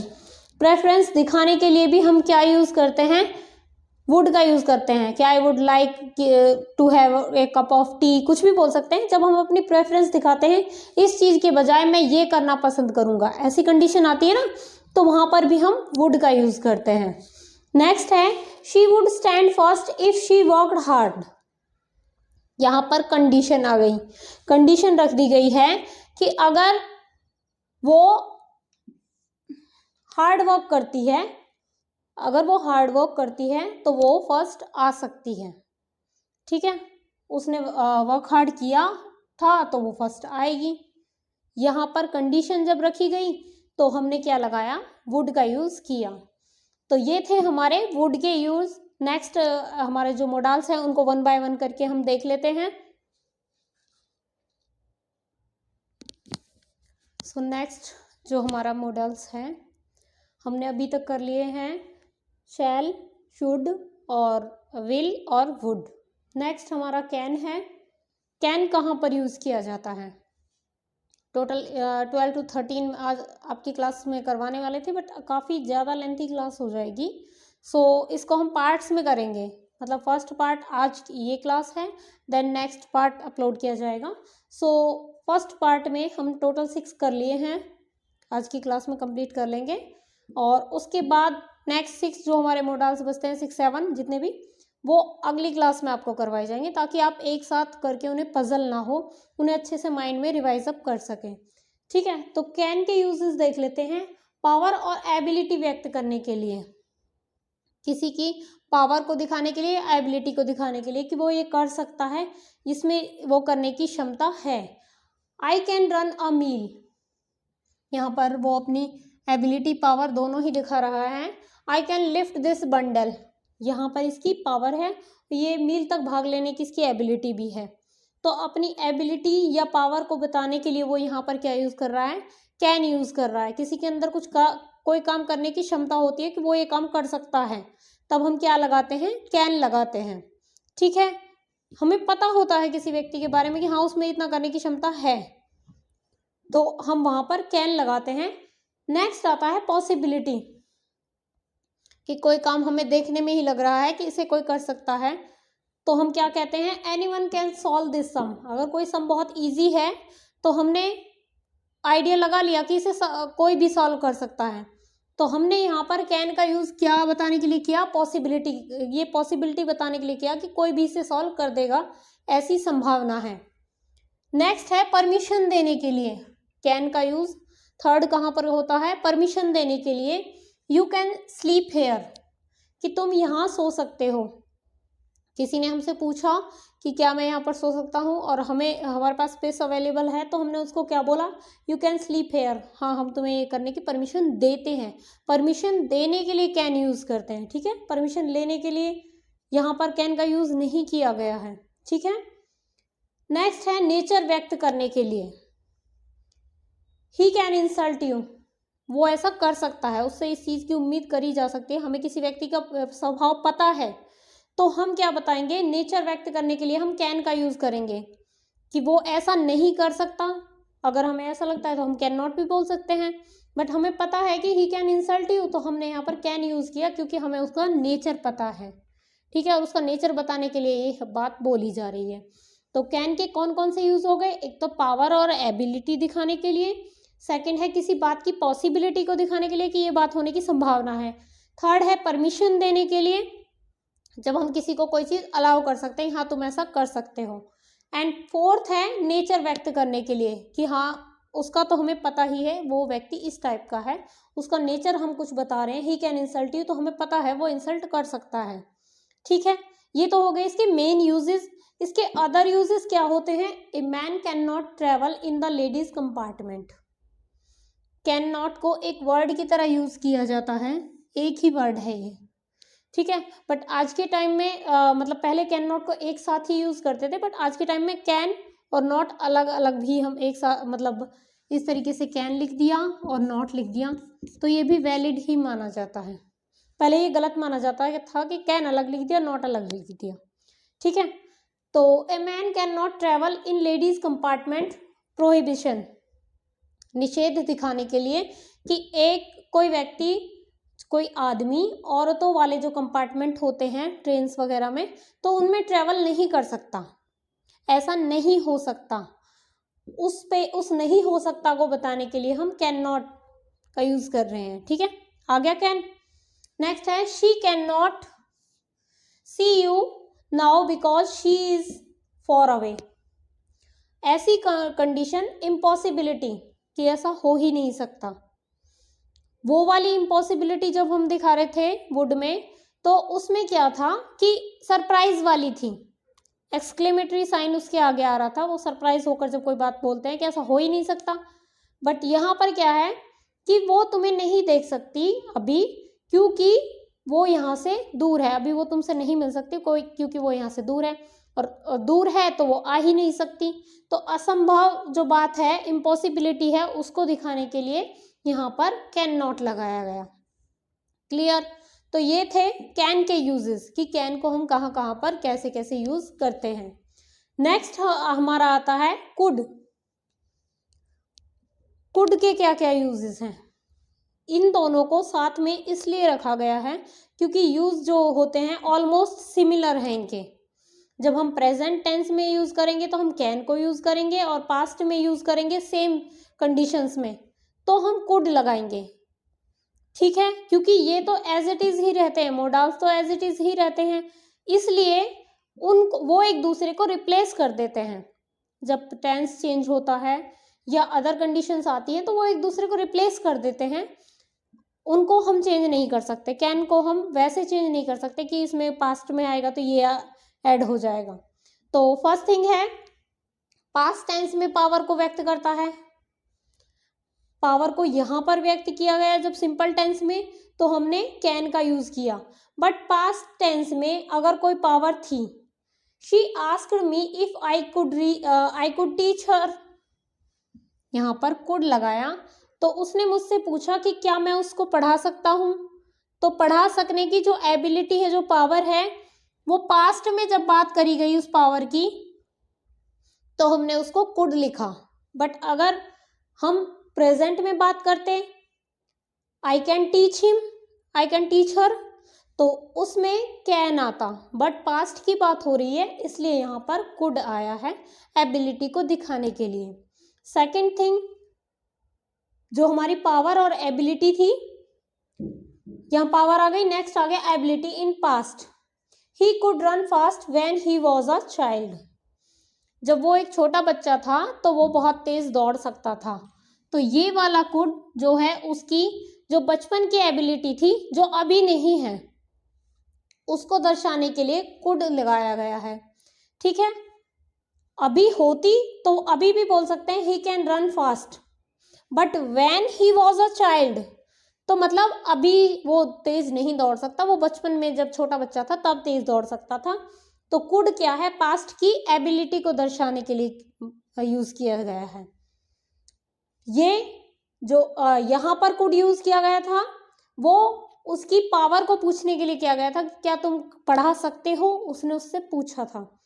नेक्स्ट है possibility in past, if he had money he could bye a car. Possibility की बात करी जा रही है, कोई संभावना की बात करी जा रही है, बट किस में करी जा रही है, पास्ट में। प्रेजेंट में जब करी गई थी तो कैन यूज किया था कि वो ये ऐसा कर सकता है, एनीवन कैन सॉल्व दिस सम, ऐसा होने की संभावना है।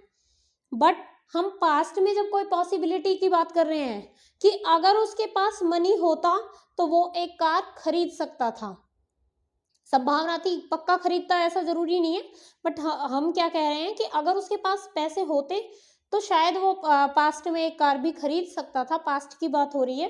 तो पास्ट की एबिलिटी जो पॉसिबिलिटी है उसको दर्शाने के लिए हमने यहाँ पर कुड का यूज किया है। क्लियर। नेक्स्ट है अदर यूजेस, कुड के और क्या क्या यूज होते हैं।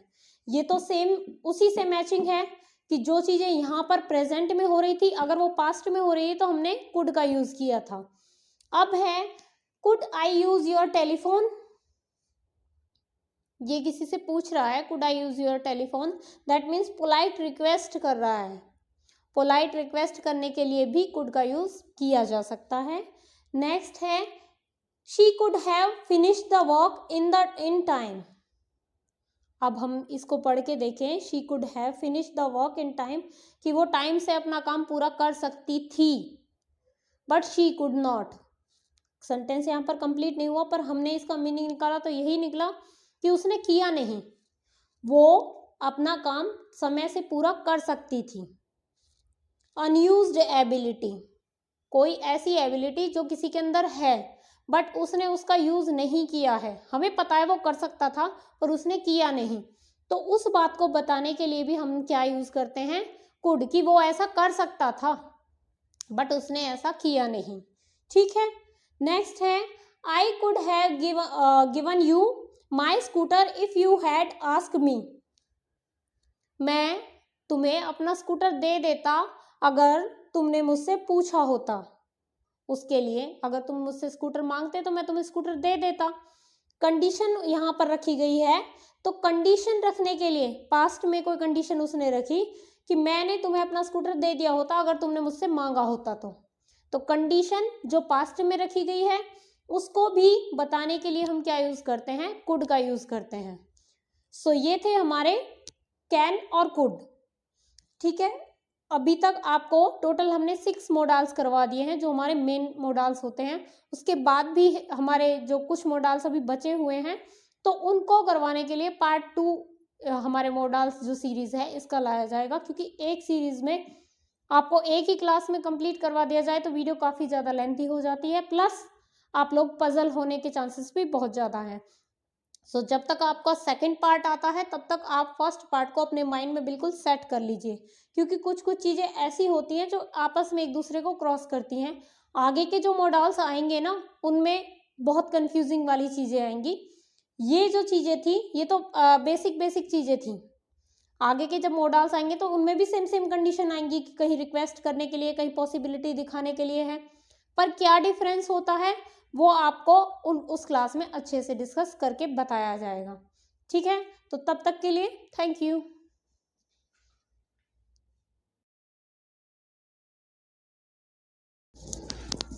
Hello everyone, welcome to Suraj Online Classes. I am Manisha and today we are going to learn modals. Modals की हमने सीरीज स्टार्ट की थी पिछली वीडियो, इससे पहले एक वीडियो डाली है जिसमें हमने मोडाल्स करना स्टार्ट किया था। तो अब से पहले हम लोग 6 मोडाल्स कर चुके हैं। तो 6 मोडाल्स में हमारे आते हैं शैल, शुड, विल, वुड, कैन और कुड। ये मोडाल्स हमारे हो चुके हैं। सो अगर आप लोगों ने वो वाली वीडियो नहीं देखी है तो पहले आप जाकर उस वीडियो को देख सकते हैं। देन हम आगे की जो सीरीज़ है उसको कंटिन्यू करते हैं। कंप्लीट जो मोडाल्स है हमारे, अगर एक वीडियो में करवाए जाते हैं तो काफ़ी लेंथी वीडियो हो जाती है, इसलिए इसको पार्ट्स में करवाया है। सो ये हमारा सेकेंड पार्ट स्टार्ट होता है मे से। सो सबसे पहले एक बेसिक नॉलेज के साथ हम स्टार्ट करते हैं। पिछली वीडियो में आपको बता दिया था कि मोडाल्स क्या होते हैं। हेल्पिंग वर्ब्स होते हैं जो कि वर्ब का मोड बताते हैं, यानी कि कोई काम किस मोड में हो रहा है वो कौन बताता है, हमें मोडाल्स बताते हैं। ठीक है, उसके बाद हमने 6 मोडाल्स कर लिए थे, आगे हम कंटिन्यू करते हैं। नेक्स्ट हमारा आता है मे, जो कि 7th नंबर पे है। तो मे का यूज़ हम किसके लिए करते हैं, अब देखते हैं वन बाय वन करके। पहला है परमिशन लेने अथवा देने की अवस्था में। हमें किसी से परमिशन लेनी हो या किसी को कुछ काम करने की परमिशन देनी हो तो हम मे का यूज़ करते हैं। जैसे मे आई कम इन, यहाँ पर ये परमिशन ले रहा है, और you may use my bicycle, ये परमिशन दे रहा है। ठीक है, तो आप लोग कहेंगे कि ऐसा तो हमने कैन में भी पढ़ा था। अगर आपने पिछली वीडियो देखी है तो कैन के यूजेस में भी ये आया था कि कैन भी परमिशन लेने देने के लिए यूज़ हो सकता है। बट उसमें क्या होता है, डिफरेंस देखिए कि कैन हम कहाँ पर यूज़ करते हैं, जब हम बात करते हैं अपने बराबर वालों से, अपने फ्रेंड सर्कल में जब हम बात करते हैं, बहुत ही इनफॉर्मल तरीके से जब हम बात करते हैं तो हम कैन लगा सकते हैं। बट ज़्यादा यूज़ किसका होता है, मे का होता है। उसमें लिखवाया इसलिए गया था कि बाय चांस अगर कोई सेंटेंस आता है कैन वाला तो वो गलत नहीं होगा, क्योंकि इनफॉर्मली में हम जब कुछ पूछते हैं हम तो हम कैन का यूज़ करते हैं, और किसी को परमिशन देने के लिए भी हम कैन का यूज़ करते हैं। बट जब हम फॉर्मल तरीके से किसी से परमिशन मांगते हैं या किसी को परमिशन देते हैं, या सबसे ज़्यादा जो कॉमन यूज़ है वो मे का ही होता है परमिशन लेने और देने के लिए। ठीक है, नेक्स्ट है पॉसिबिलिटी। पहला था परमिशन लेने और देने के लिए, दूसरा है पॉसिबिलिटी दिखाने के लिए। कैसी पॉसिबिलिटी, अब से पहले भी हम पॉसिबिलिटी देख चुके हैं कि शायद ऐसा होगा इस तरीके के। बट इसमें है it may rain in the evening, हो सकता है शाम को बारिश हो सकता है। इस तरीके की जब सेंस निकले वर्ड से तो आप समझ जाएंगे कि यहाँ पर मे आएगा, ऐसी वाली पॉसिबिलिटी। ठीक है, शायद, हो सकता है, इस तरीके के जो वर्ड्स हैं ना, बस इन्हीं से हम डिफरेंस देख लेते हैं। तो मे में वो वाले वर्ड्स आएंगे जिसमें हम बोलते हैं कि शायद हो सकता है ये चीज़ ऐसे हो। The news may be true, कि हो सकता है जो ये न्यूज़ है, हमने कोई बात सुनी और हमें लगता है कि हाँ वो सही हो सकती है, तो हम क्या बोल रहे हैं कि न्यूज़ सही भी हो सकती है जिस बारे में हम बात कर रहे हैं। तो यहाँ पर संभावना, पॉसिबिलिटी यानी कि संभावना, संभावना को व्यक्त करने के लिए हम क्या यूज़ करते हैं, मे का यूज़ करते हैं। नेक्स्ट है फैक्चुअल पॉसिबिलिटी। ये भी पॉसिबिलिटी है। यहाँ पर इस पॉसिबिलिटी का मतलब क्या है कि कोई हमें लगता है, हम बोलते हैं कि हो सकता है ऐसा हो। बट नेक्स्ट आता है फैक्चुअल पॉसिबिलिटी कि हमारे पास कुछ ऐसी चीज़ें हैं, कुछ एविडेंस है या कोई भी चीज़ हमें ऐसी दिखाई दे रही है जिसकी वजह से हमें ऐसा लगता है कि ऐसा होगा। अब कैसे दिखाई दे रही है, एग्जाम्पल के साथ देखते हैं। It is cloudy it may rain, कि आज बादल है तो हो सकता है बारिश हो। तो ये फैक्चुअल पॉसिबिलिटी कैसे हुई, क्योंकि हमें पता है कि बादल हैं, और जब बादल होते हैं तो बारिश होनी संभावित होती ही होती है, इसलिए इसमें बोला इट मे रेन। तो ये है फैक्चुअल पॉसिबिलिटी कि हम ऐसे ही नहीं कह रहे कि मौसम खुला हुआ है और हमने बोल दिया इट मे रेन, तब उस बात का कोई तर्क नहीं बनता है। यहाँ पर हम मे कब लगाएंगे, जब हमारे पास कोई फैक्ट होगा। हम कोई संभावना दिखा रहे हैं, पर उस संभावना को दिखाने के लिए जब हमारे पास कोई फैक्ट होता है तब हम क्या यूज करते हैं, मे का यूज करते हैं। नेक्स्ट देख लेते हैं, the ground is slippery the match may be delayed. जो ग्राउंड है, प्ले ग्राउंड है, वो स्लिपरी हो गया है, फिसलन भरा हुआ है। तो अब हमें दिख रहा है कि अगर यहाँ ग्राउंड में फिसलन है तो इसका मतलब जो मैच है वो डिले हो सकता है जब तक ग्राउंड ठीक ना हो। हमें दिख रहा है, हमारे पास फैक्ट है कि ग्राउंड स्लिपरी है। अगर हम नॉर्मली बोल दे द मैच में बी डिलेड, तो कोई हमसे पूछेगा क्यों भाई, क्यों डिले हो सकता है। ठीक है, तो हमारे पास फैक्ट है कि द ग्राउंड इज स्लिपरी, कि ग्राउंड स्लिपरी है इसलिए मैच डिले हो सकता है। तो फर्स्ट मे का यूज परमिशन के लिए था, सेकंड पॉसिबिलिटी के लिए, एंड थर्ड फैक्चुअल पॉसिबिलिटी के लिए। ठीक है, नेक्स्ट है पर्पस। पर्पस बताने के लिए, जैसे कि you earn so that you may eat well, तुम कमाते हो ताकि तुम अच्छे सही तरीके से अपना भरण पोषण कर सको या अच्छा खा सको। ठीक है, तो यहां पर जो ये मे है, यू अर्न सो दैट, जो ये सो दैट है ना, सो दैट के साथ भी हमारा मे ही आना है। सो दैट जिससे कि, यू मे ईट वेल। अब जो ये जिससे कि है, इसका आंसर कौन करेगा, हमारा मे वाला सेंटेंस करेगा। ठीक है, ऐसे ही नेक्स्ट है we eat so that we may become strong, हम खाते हैं जिससे कि हम स्ट्रॉन्ग बन सके। तो यहां पर भी सेम थिंग है, सो दैट और उसके बाद वी मे बिकम स्ट्रॉन्ग। तो यहाँ पर पर्पस जो बताया जा रहा है वो मे लगाकर बताया जा रहा है। हमसे ये वो कह रहा है यू अर्न, तुम कमाते हो, फिर पूछा जाए क्यों कमाते हो, जिससे कि तुम अच्छे से खा सको। ठीक है, इसी तरीके से वो कह रहा है we eat so that we may become strong. We eat उसने बोल दिया, तो कोई पूछे क्यों, तो जिससे कि वी मे बिकम स्ट्रॉन्ग, जिससे कि हम स्ट्रॉन्ग बन सके। तो पर्पस बताने के लिए सो दैट जब बताया जाए तो उसके साथ मे आएगा। क्लियर। नेक्स्ट है विश प्रेयर। किसी भी तरीके की जब हम विश करते हैं या प्रे करते हैं तो उसके साथ हम मे यूज करते हैं। जैसे बहुत बार सुना होगा may God bless you, may you live long. इन सारी प्रेयर्स के साथ या विशेस के साथ हम क्या यूज करते हैं, may you prosper in life. तो यहाँ पर वो विश कर रहा है, प्रे कर रहा है कि जो तुम अपनी लाइफ में प्रॉस्पर करो। मे गॉड ब्लेस यू, सेम, भगवान तुम्हें बरकत दे। ठीक है, तो इस तरीके की जो चीजें होती हैं प्रेयर से रिलेटेड या विश से रिलेटेड, वो सारी मे के साथ स्टार्ट हो रही है और एक्सक्लेमेटरी साइन के साथ एंड हो रही है। यहाँ पर विश करी जा रही है, तो जितने भी विश वाले या प्रेयर वाले जो वर्ड्स आएंगे वो हमारे मे के साथ आएंगे। क्लियर। तो आपने देखा कि अब से पहले आपको 6 वर्ड करवाए गए थे, सबके अदर यूजेस भी आ रहे थे, बट मे के एकदम स्ट्रेट फॉरवर्ड जो यूजेस हैं वो ये ही है, अदर यूजेस इसके कहीं नहीं आएंगे। तो इसको पढ़ना समझना सबसे इजी है, कंफ्यूजन भी बहुत ज़्यादा नहीं है। जैसे कि आज्ञा लेने देने, तो ज़्यादा हम इसी का यूज़ करेंगे। मैंने आपको बता दिया कि कैन का हम कहाँ पर यूज़ करेंगे। ठीक है, दूसरा है possibility. It may rain in the evening, जब हमें कोई संभावना दिखती है तो वहाँ पर हम मे का यूज कर लेते हैं।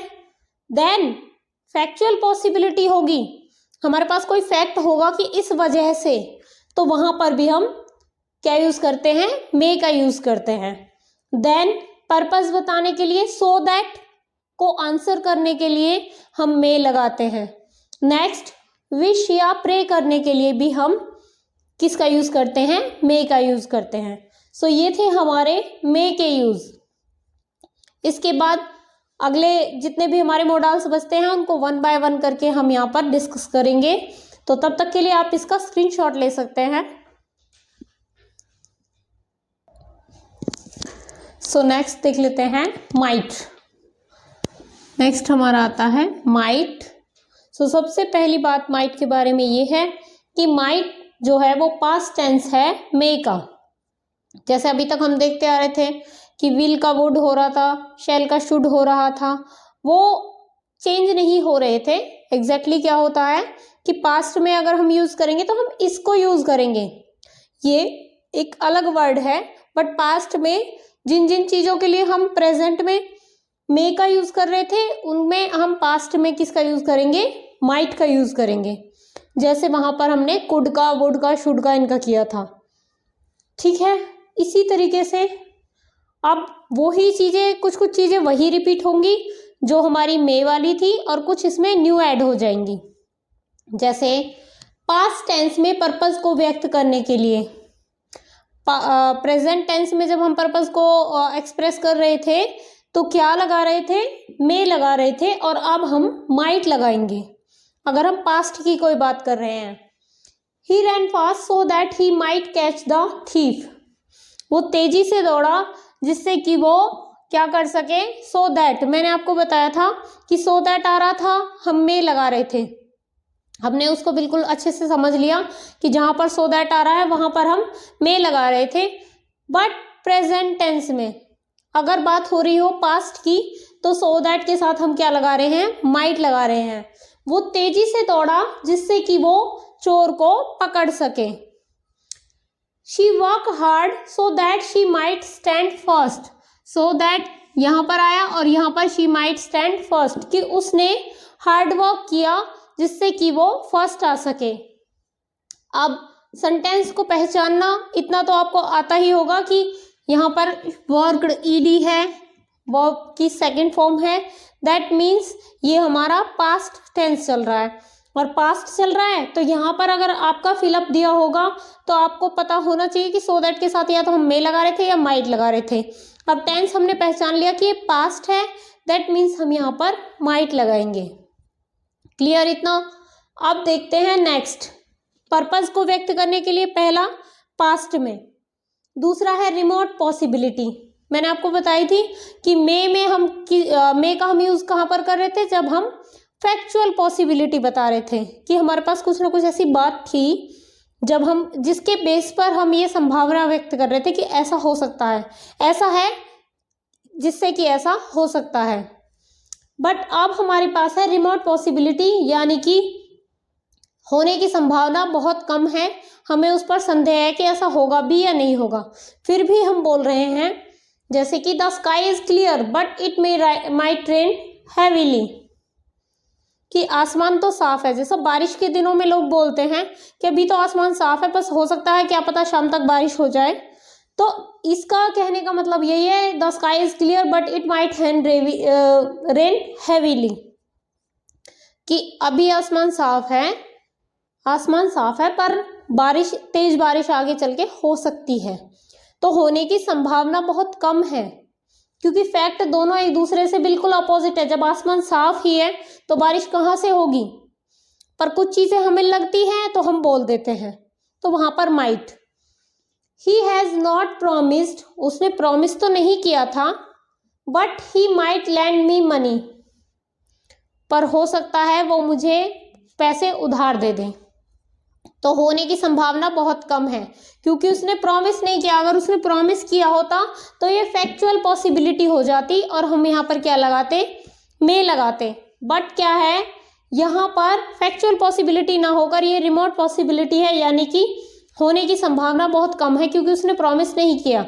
और प्रॉमिस नहीं किया बट फिर भी ये यहाँ पर क्या पॉसिबिलिटी दिखा रहा है कि हो सकता है वो मुझे पैसे उधार दे, इसलिए इसने यहाँ पर माइट लगाया कि भरोसा बोलने वाले को खुद भी नहीं है कि वो उसे पैसे उधार देगा। ठीक है, पहला था पास्ट टेंस में पर्पस को व्यक्त करने के लिए और दूसरा था रिमोट पॉसिबिलिटी को बताने के लिए। थर्ड है हमारा पास्ट टेंस में पॉसिबिलिटी या परमिशन को व्यक्त करने के लिए। मैंने आपको बताया था कि फॉर्मल परमिशन ली या दी जाती है तो मे लगाते हैं, बट पास्ट टेंस में परमिशन ली जाए या दी जाए तो हम क्या लगाते हैं, माइट लगाते हैं। The captain said that we might play a match. Captain ने कहा कि हम एक मैच खेल सकते हैं। तो कैप्टन क्या करेगा, परमिशन देगा। टीम को वो बोल रहा है कि हम एक मैच खेल सकते हैं, अब हम खेलने के लिए तैयार हैं। तो यहाँ पर इसने परमिशन दी है, तो और पास्ट है इसलिए सेड दैट आ गया, तो पास्ट की ही बात चल रही है, तो इसलिए हमने यहाँ पर माइट लगाया।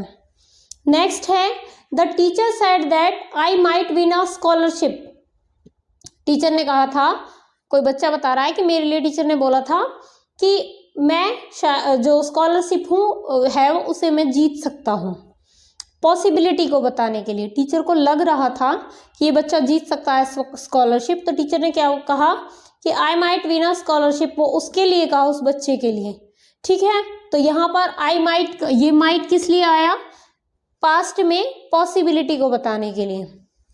यही पॉसिबिलिटी प्रेजेंट में होती तो हम क्या लगा सकते थे, यहाँ पर मे लगा सकते थे। अब है अदर यूजेस कि माइट के और क्या क्या यूजेस होते हैं। ये तो मेन यूजेस हो गए। पास्ट में कोई पर्पस व्यक्त करना होगा तो हम माइट लगाएंगे, कोई पॉसिबिलिटी या परमिशन पास्ट की होगी तो भी हम माइट लगाएंगे, और रिमोट पॉसिबिलिटी के लिए भी हम माइट का यूज करते हैं। ठीक है, नेक्स्ट आते हैं you might try asking him for some help. हम किसी को अगर सजेशन देते हैं कि तुम्हें उससे पूछते रहना चाहिए बार बार हेल्प करने के लिए, हम किसी को सजेशन दे रहे हैं तो यहाँ पर माइट का यूज किया हमने सजेशन देने के लिए। ठीक है, नेक्स्ट है if you are going to the market you might bring me a shawl. अगर तुम मार्केट जाओ तो मेरे लिए एक शॉल ले आना। रिक्वेस्ट कर रहा है, ऑर्डर नहीं दे रहा है। ठीक है, बहुत पोलाइट रिक्वेस्ट वो वहाँ पर कर रहा है, तो उसने क्या कहा कि अगर तुम मार्केट जाओ तो प्लीज़, इस तरीके से जब करके बोलते हैं कि प्लीज़ मेरे लिए ले आना, तो प्लीज़ उसने यूज़ नहीं किया, you might bring me a shawl, कि तुम मेरे लिए एक शॉल ले आना। वो उससे रिक्वेस्ट कर रहा है, तो रिक्वेस्ट के लिए भी हमने क्या यूज़ किया, माइट का यूज़ किया। नेक्स्ट है you might speak to your parents about it. हम कोई भी बात है डिस्कशन करते हैं, आपस में फ्रेंड्स डिस्कस करते हैं और कुछ लगता है कि ये बात हमें सीरियस लग रही है, तो कोई एक फ्रेंड दूसरे फ्रेंड को क्या सजेशन देगा कि तुम अपने पेरेंट्स से इस बारे में बात करनी चाहिए, या टीचर्स भी सजेस्ट करते हैं कि तुम्हें इस बारे में पेरेंट्स से बात करनी चाहिए। तो यहाँ पर सजेशन नहीं बल्कि क्या होगी, एक कैजुअल कमांड होगी कि वो कमांड दे रहा है, उसे आदेश दिया जा रहा है पर कैजुअल तरीके से दिया जा रहा है कि तुम्हें इस बारे में अपने पेरेंट्स से बात करनी चाहिए। तो यहाँ पर कैजुअल कमांड देने के लिए हमने क्या यूज़ किया, माइट का यूज़ किया। ठीक है, तो ये तो हो गए माइट के यूज़। अब आते हैं कुछ ऐसे वर्ड्स जो जहाँ पर हम मे भी लगा सकते हैं और माइट भी लगा सकते हैं, जैसे कि the old lady may might have return by this time. हमने यहाँ पर मे भी लगाया और माइट भी लगाया, तो दोनों ही यहाँ पर हम लगाएंगे तो दोनों ही ठीक आएंगे। क्यों आएंगे, किस टाइप का सेंटेंस होगा जब हम दोनों को यूज कर सकते हैं।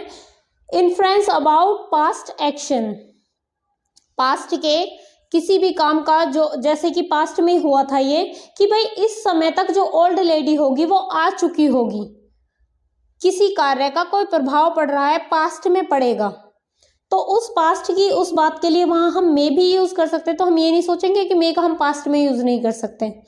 ठीक है, नेक्स्ट है if she sees her husband she may might stop quarrelling. यहां पर भी मे भी आ रहा है और माइट भी आ रहा है। और ये है क्या, सेंटेंस का टाइप क्या है कि अगर वो अपने पति को देखती है तो वो झगड़ा करना बंद कर देगी। ये कैसा सेंटेंस हुआ, एक्सपेक्टेड कंडीशन, कि हम वो कंडीशन एक्सपेक्ट कर रहे हैं कि अगर ऐसा हुआ तो, कोई भी चीज़ है किसी बारे में हम एक्सपेक्ट कर रहे हैं कि अगर ऐसी चीज़ हो गई ना तो ऐसा हो जाएगा, फिर हमें पता है कि क्या होगा। तो यहाँ पर वो कंडीशन एक्सपेक्ट करी जा रही है कि अगर वो अपने हस्बैंड को देखती है तो शायद, जो मे माइट है शायद में ही आ रहे हैं, पर हम उस कंडीशन को एक्सपेक्ट कर रहे हैं इसलिए मे भी लगा सकते हैं, माइट भी लगा सकते हैं। क्लियर। नेक्स्ट है, if we do not hire a taxi we may might miss the train. कहीं पे जाने के लिए वो लोग लेट हो रहे हैं तो वो क्या बोल रहे हैं कि अगर हम टैक्सी हायर नहीं करते हैं, टैक्सी से नहीं जाते हैं, तो we may might miss the train. तो शायद जो पॉसिबल रिजल्ट है, तो शायद हम टैक्सी अपनी ट्रेन को हम मिस कर दें। तो पॉसिबल रिजल्ट के लिए भी हम मे माइट दोनों को लगा सकते हैं। तो कुछ कुछ इसके कॉमन यूज भी हैं, कुछ स्पेसिफिक कंडीशन है जहां पर सिर्फ माइट ही आएगा। ठीक है, बाकी मे माइट एक दूसरे को रिप्लेस भी कहाँ कहाँ करते हैं वो भी आपको बता दिया है। इसके बाद हमारा अगला आता है मस्ट।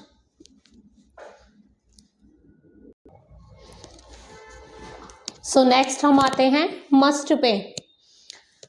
मस्ट का कहाँ कहाँ पर यूज होता है और कैसे कैसे होता है। नेसेसिटी और ऑब्लिगेशन के लिए,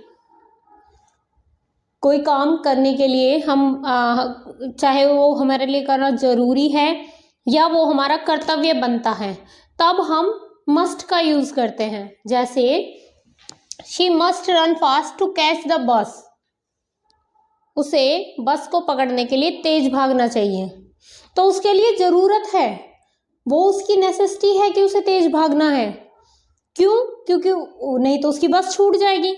तो यहाँ पर जो ये उसका तेज भागना है, ना तो उसे कोई ऑर्डर दे रहा है, बताई जा रही है बात उसके बारे में, उससे कोई रिक्वेस्ट नहीं कर रहा है, कोई ऑर्डर नहीं दे रहा है, उसके खुद के लिए वो जरूरी है, आवश्यक है।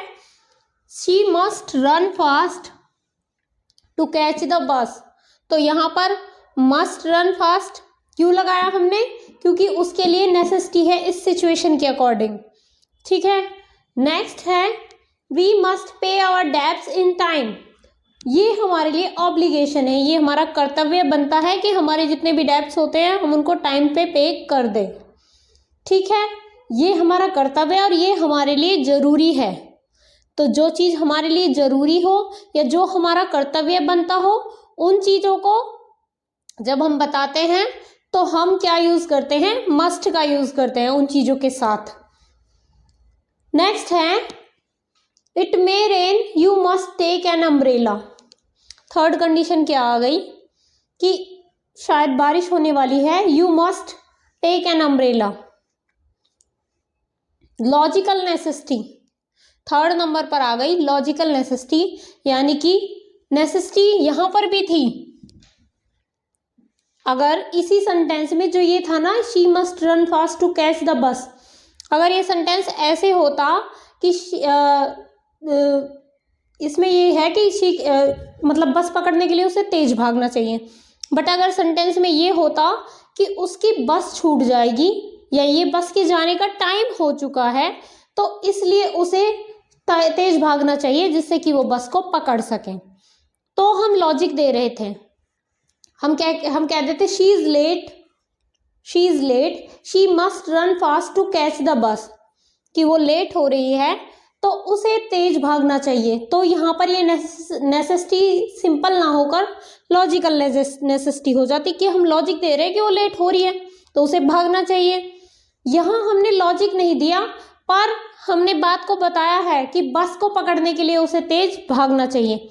नेसेसिटी ऑब्लिगेशन दोनों में हमने क्या यूज किया, मस्ट का यूज किया। थर्ड नंबर पे क्या आता है कि इट मे रेन, बारिश हो सकती है, you must take an umbrella, तो तुम्हें अम्ब्रेला लेकर जाना चाहिए। यहाँ पर क्या आ गई, लॉजिकल नेसेसिटी। तो सिंपल नेसेसिटी और लॉजिकल नेसेसिटी दोनों में हमने क्या यूज किया, मस्ट का यूज किया। क्लियर। नेक्स्ट है कंपल्शन। कोई चीज़ हमारे लिए कंपल्सरी है, जिसका हमारे पास कोई ऑप्शन नहीं होता कि ये तो हमें करना ही करना है।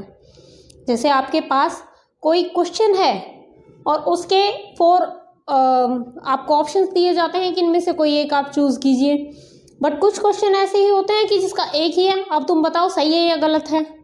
ठीक है, तो इसी तरीके से कंपल्शन कुछ कंडीशन में आ जाता है कि आपको करना ही करना है। पेपर में 5 क्वेश्चन आ गए और आपको 5 के 5 करने हैं, वहाँ पर वो कंपल्सरी बताए जाते हैं। तो ऐसी बहुत सारी लाइफ में कंडीशंस आ जाती है जो आपको करनी ही होती हैं। You must obey the laws, तो तुम्हें लॉज को जो मानना चाहिए उनको फॉलो करना ही चाहिए। तो यहाँ पर ये हमारे लिए कंपल्सरी है, नहीं मानेंगे तो हमारे लिए नुकसान होगा। इसलिए ये कंडीशन जब कोई बताई जाए ऐसी जो हमारे लिए कंपल्सरी है, तो वहाँ पर हम मस्ट लगाते हैं। नेक्स्ट है emphatic advice. You must not tell a lie, कोई ऐसी एडवाइस जब हम अपनी बात पर जोर देकर बोलते हैं कि तुम्हें झूठ नहीं बोलना चाहिए, तो यहाँ पर हम उससे कंपल्सरी नहीं बोल रहे, उसके पास ऑप्शन है, वो झूठ भी बोल सकता है। बट क्या है, हम अपनी बात पर जोर डाल रहे हैं कि you must obey the obey the laws, यह तो हमने सिंपल बात बोल दी। But you must not tell a lie, यहाँ पर हम क्या बोल रहे हैं, अपनी बात पर जोर देकर बोल रहे हैं कि भाई तुम्हें झूठ नहीं बोलना चाहिए। हम प्रॉपर उससे मनवाना ही चाहते हैं कि यही बात सच है। तो जहाँ पर हम अपनी बात पर जोर डालकर कहते हैं या कोई और व्यक्ति अपनी बात को जोर देकर कह रहा है, तो वहाँ पर क्या आता है, मस्ट का यूज़ किया जाता है। क्लियर। नेक्स्ट है सर्टेनिटी इन बिलीफ, कि कोई भी बात है जिसमें उन्हें पक्का विश्वास हो। He must be a great scholar, हमने किसी व्यक्ति को देखा और हमने उससे बातचीत करके जाना कि वो काफ़ी विद्वान है, तो हम क्या कह रहे हैं, he must be a great scholar, जरूर वो एक पक्का निश्चित तौर पर वो एक महान विद्वान है। हम ऐसा किसी व्यक्ति के बारे में कह रहे हैं तो हमें अपने विश्वास पर पक्का यकीन है। हम कोई ऐसी बात बोल रहे हैं जिस पर हमें पक्का यकीन है कि हाँ हम जो सोच रहे हैं वही सच है, तो हम क्या यूज़ करते हैं, मस्ट। ठीक है।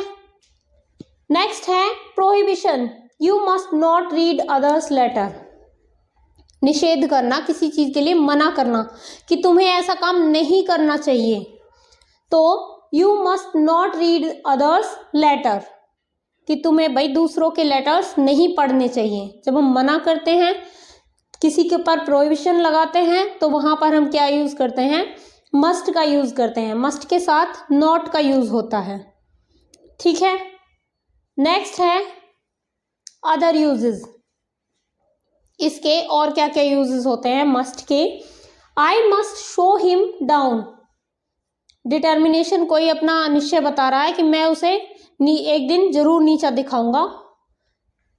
नेक्स्ट है the baby must be feeling tired, possibility, कोई बच्चा है काफ़ी देर से खेल रहा है या सोया नहीं है, तो हम उसके लिए बोलते हैं कि the baby must be feeling tired, कि अब ये बच्चा थक गया होगा, थका हुआ महसूस कर रहा होगा। तो यहाँ पर पॉसिबिलिटी दिखाने के लिए हमने मस्ट का यूज़ किया। नेक्स्ट है अ जज must be neutral, dutiful activity, हम किसी का कर्तव्य बताते हैं कि भाई उसको ऐसा होना चाहिए। एक जज को न्यूट्रल होना चाहिए, किसी में उसे भेदभाव नहीं करना चाहिए, दोनों पक्षों के लिए समान होना चाहिए। हम ऐसी बात बोल रहे हैं क्योंकि ऐसा करना उसकी ड्यूटी बनती है। तो ड्यूटीफुल एक्टिविटी को भी बताने के लिए हम क्या यूज़ करते हैं, मस्ट का यूज़ करते हैं। नेक्स्ट है your grand mother must be in heaven now, हम एक्सपेक्टेशन रख रहे हैं, किसी की ग्रैंड मदर वो एक्सपायर हो गई है, तो हम क्या बोलते हैं, your grand mother must be in heaven now, हम ऐसा एक्सपेक्टेशन रख रहे हैं कि वो हेवन में अब होंगी। ठीक है। तो ये थे हमारे मस्ट के यूज़। इसके बाद हमारे 4 और बचते हैं, जितने भी मॉडल्स हैं आज की क्लास में उनको हम कवर करवा देंगे, तब तक आप इसका स्क्रीनशॉट ले सकते हैं।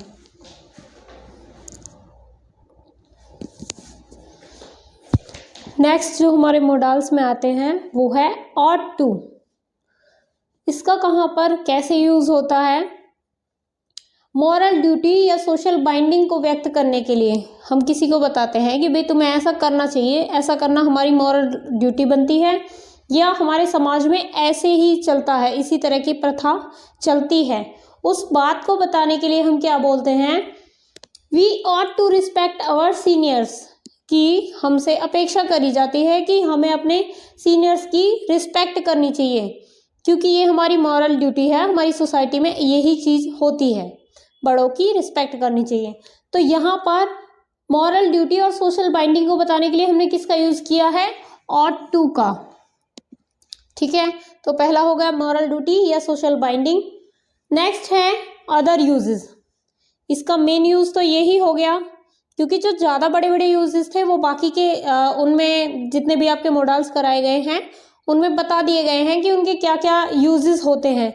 इनके क्या हैं कि मेन यूज़ तो कम है, जो अदर यूजेस है वहाँ पे आकर पजल हो जाते हैं स्टूडेंट्स। तो एक बार उनको देख लीजिए। She ought to buy new clothes now, वो अब नए कपड़े खरीदना चाहती है। तो चाहती है दैट मीन्स डिजायरेबिलिटी, वो चाहती है, चाहने की बजाय उसने क्या लगा दिया, शी वॉन्ट, शी नीड, इन सब चीज़ों की ज़रूरत नहीं है, बल्कि उसने क्या लगाया, ऑट टू, कि भाई वो चाहती है। ठीक है, डिज़ायर यहाँ पर नहीं लिखा गया कि उसकी डिज़ायर है कि वो नए कपड़े खरीदे, सिंपल क्या यूज़ कर दिया हमने, ऑट टू का यूज़ कर दिया। तो ये क्या है, डिज़ायरेबिलिटी को दिखाने के लिए भी हम क्या यूज़ कर सकते हैं, ऑट टू का यूज़ करते हैं। नेक्स्ट है you ought to work hard to stand first, तुमसे अपेक्षा करी जाती है कि तुम हार्ड वर्क करोगे जिससे कि तुम फर्स्ट आ सको। तो किस लिए अपेक्षा करी जाएगी, जब हम एडवाइस दे रहे हैं उसको कि अगर तुम्हें फर्स्ट आना है तो भाई तुम्हें हार्ड वर्क करना होगा, सलाह दे रहा है, एडवाइस दे रहा है, तुम्हें सलाह दी जाती है। ठीक है, तो सलाह दी जाती है बोलने की बजाय उन्होंने क्या बोल दिया, ought to, you ought to. The leader ought to be on the stage, the people are raising slogans. ऐसे सेंटेंस होते हैं जिनको हमें बिल्कुल माइंड में रखना होता है कि यहाँ पर क्या है कि शायद जो नेता है वो स्टेज पर आ गया है, क्योंकि हमें क्या लग रहा है, अगले सेंटेंस में हम क्या बता रहे हैं, the people are raising slogans, कि लोगों ने स्लोगन्स दिखाने शुरू कर दिए हैं। कोई जनसभा हो रही है, नेता की कोई रैली वगैरह निकल रही है, तो सबसे ज़्यादा जो वहाँ पर भीड़ होती है, सबसे ज़्यादा जोश में भर के कब दिखाती है, जब नेता स्टेज पर आ जाता है। तो अपने आप ही पता चल जाता है लोगों की हलचल को देखकर कि हाँ अब नेता यहाँ पर आ चुका है। तो वही बात बोली जा रही है, the people are raising slogans, that means the leader ought to be on the stage. ये कैसी कंडीशन हो गई, हम कंक्लूजन निकाल रहे हैं, इन्फ्रेंस या प्रोबेबिलिटी को दिखा रहा है कि शायद नेता आ गया है इसलिए लोग स्लोगन्स दिखा रहे हैं, या फिर कंक्लूजन निकाल रहे हैं कि नेता स्टेज पर आ गया है इसलिए लोग स्लोगन्स दिखा रहे हैं। ठीक है, तो इस तरह की कंडीशंस में भी हम क्या यूज करते हैं, ऑट टू का यूज करते हैं। नेक्स्ट है he ought to have pity on the beggar, obligation in the past.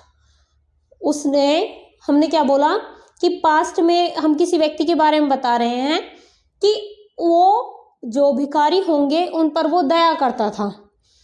तो दया करता था पास्ट में ये चीज़ है, बट ये कैसी वाली चीज़ है, ऑब्लिगेशन वाली चीज़ है। दैट मीन्स यहाँ पर हमने पास्ट में जब कोई ऑब्लिगेशन वाली चीज़ बताई तो हमने उसमें क्या यूज़ किया, ऑट टू का यूज़ किया। नेक्स्ट आता है you ought to read this novel, recommendation. हम किसी को रिकमेंड करते हैं, सुझाव देते हैं कि तुम्हें ये नॉवल पढ़नी चाहिए। कोई नॉवल हमें अच्छी लगी तो हम दूसरे व्यक्ति को भी बता रहे हैं कि तुम्हें ये नॉवल पढ़नी चाहिए। तो ought to, you ought to, तुम्हें सुझाव दिया जाता है। इस तरीके से जब हम वर्ड्स को बोलते हैं ना तब हम ऑट टू का यूज़ करते हैं। ठीक है, नेक्स्ट है नीड। ऑट के हमारे सिर्फ यही यूजेस थे।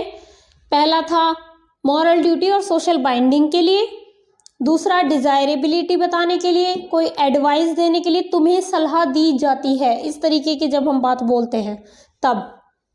उसके बाद कोई कंक्लूजन निकालने के लिए या प्रोबेबिलिटी इन्फेरेंस बताने के लिए कि भाई शायद ये हो गया है तभी ऐसा हो रहा है, कंक्लूजन के साथ हम चीज़ बोलते हैं, तो वहाँ पर भी हम ought to का यूज़ कर सकते हैं।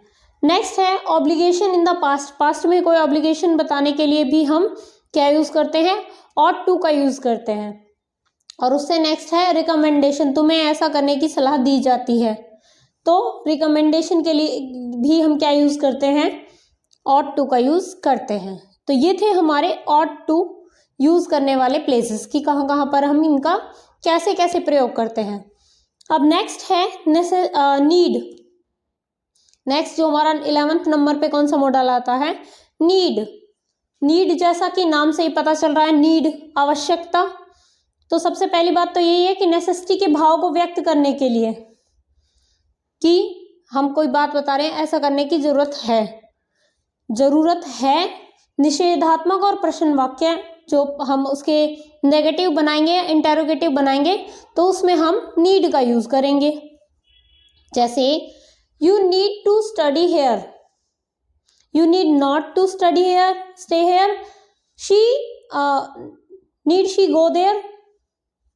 अब ये हो गया हमारा इंटेरोगेटिव और ये हमारा हो गया नेगेटिव।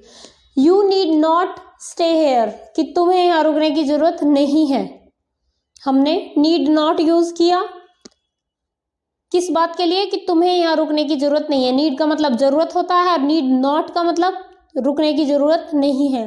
तो निषेधात्मक यानी कि नेगेटिव जो वर्ड्स होते हैं उनमें, और इंटेरोगेटिव ऐसा करने, क्या तुम्हें ऐसा करने की जरूरत है, इस तरीके के हम क्वेश्चन पूछेंगे तो हम उसमें भी नीड का यूज करते हैं। और क्या तुम्हें सेकंड हमारा क्या होता है, निषेधात्मक यानी कि नेगेटिव कि तुम्हें ऐसा करने की जरूरत नहीं है, हम सीधा सीधा बोल देते हैं। जैसा कि इस सेंटेंस में बोला you need not stay here, तुम्हें यहाँ रुकने की जरूरत नहीं है, तो भी हमने नीड का यूज किया नॉट के साथ। नेक्स्ट है नीड शी गो देयर, क्या उसे वहां जाने की जरूरत है, उसे वहां जाना चाहिए, तो हमने क्वेश्चन मार्क जो इंटेरोगेटिव वाला आ गया तो उसमें भी नीड का हमने यूज किया जरूरत में। इसका सिंपल हिंदी समझ लेंगे तो हमें मतलब पता ही चल जाएगा कि कोई भी वर्ड ऐसा आए जिसमें ऐसा पूछा जाता है कि क्या ये करने की जरूरत है या क्या ये ऐसा होना चाहिए, मतलब ऐसा होने की भी जरूरत है, जरूरत जहां पर आ गई वहां नीड। इसके अदर यूजेस में देख लेते हैं। Need she attend the meeting, कि क्या उसे जो मीटिंग है उसे अटेंड करने की जरूरत है। नो शी नीडंट, नहीं उसे जरूरत नहीं है। हमने एक ही सेंटेंस में दोनों जो यूज हैं वो दोनों बोल दिए कि क्या उसे ऐसे करने की जरूरत है और नहीं उसे ऐसा करने की जरूरत नहीं है। क्वेश्चन मार्क यानी कि इंटेरोगेटिव और नेगेटिव दोनों तरह के सेंटेंस जहां पर ऐसे आते हैं नीड से रिलेटेड, जरूरत से, ऐसा करने की जरूरत नहीं है या क्या ऐसा करने की जरूरत है, दोनों तरह के वर्ड्स में हम नीड का यूज करते हैं। डाउट और प्रोहिबिशन, यहाँ पर डाउट था, क्या डाउट था, need she attend the meeting कि क्या उसे मीटिंग करने की जरूरत है, अटेंड करने की जरूरत है, तो यहाँ पर हमने डाउट अपना शो किया। नो शी नीडंट, नहीं उसे नहीं है, निषेधात्मक, यहाँ पर हमने मना कर दिया कि नहीं है जरूरत। नेक्स्ट है प्रिंसिपल वर्ब के रूप में, जो यूज था वो मैंने आपको बता दिया। आवश्यकता या जरूरत जहां पर वर्ड आ जाए वहां पर हम नीड का यूज करते हैं। She need to dine now, तो उसे अभी डाइन करने की जरूरत है। नीड, यहाँ पर नीड हमारा प्रिंसिपल वर्ब की तरह यूज हुआ है। She does not need to dine now, कि उसे अभी डाइन करने की जरूरत नहीं है। दैट मीन्स यहाँ पर भी जो नीड है वो हमारा प्रिंसिपल वर्ब की तरह यूज कर रहा है। ठीक है, जरूरत है या जरूरत नहीं है, एक प्रिंसिपल वर्ब की तरह हमने इसको यूज किया। ऐसे भी ये मोडाल्स जो बाकी के मोडाल है उनको हम प्रिंसिपल वर्ब की तरह यूज नहीं कर रहे थे, इसको हमने किया। ठीक है, तो ये सिंपल से यूज थे नीड के। तो अभी हमारे दो और बचते हैं लास्ट, उसके बाद हमारे जो मोडाल्स का चैप्टर है ये कंप्लीट हो जाएगा।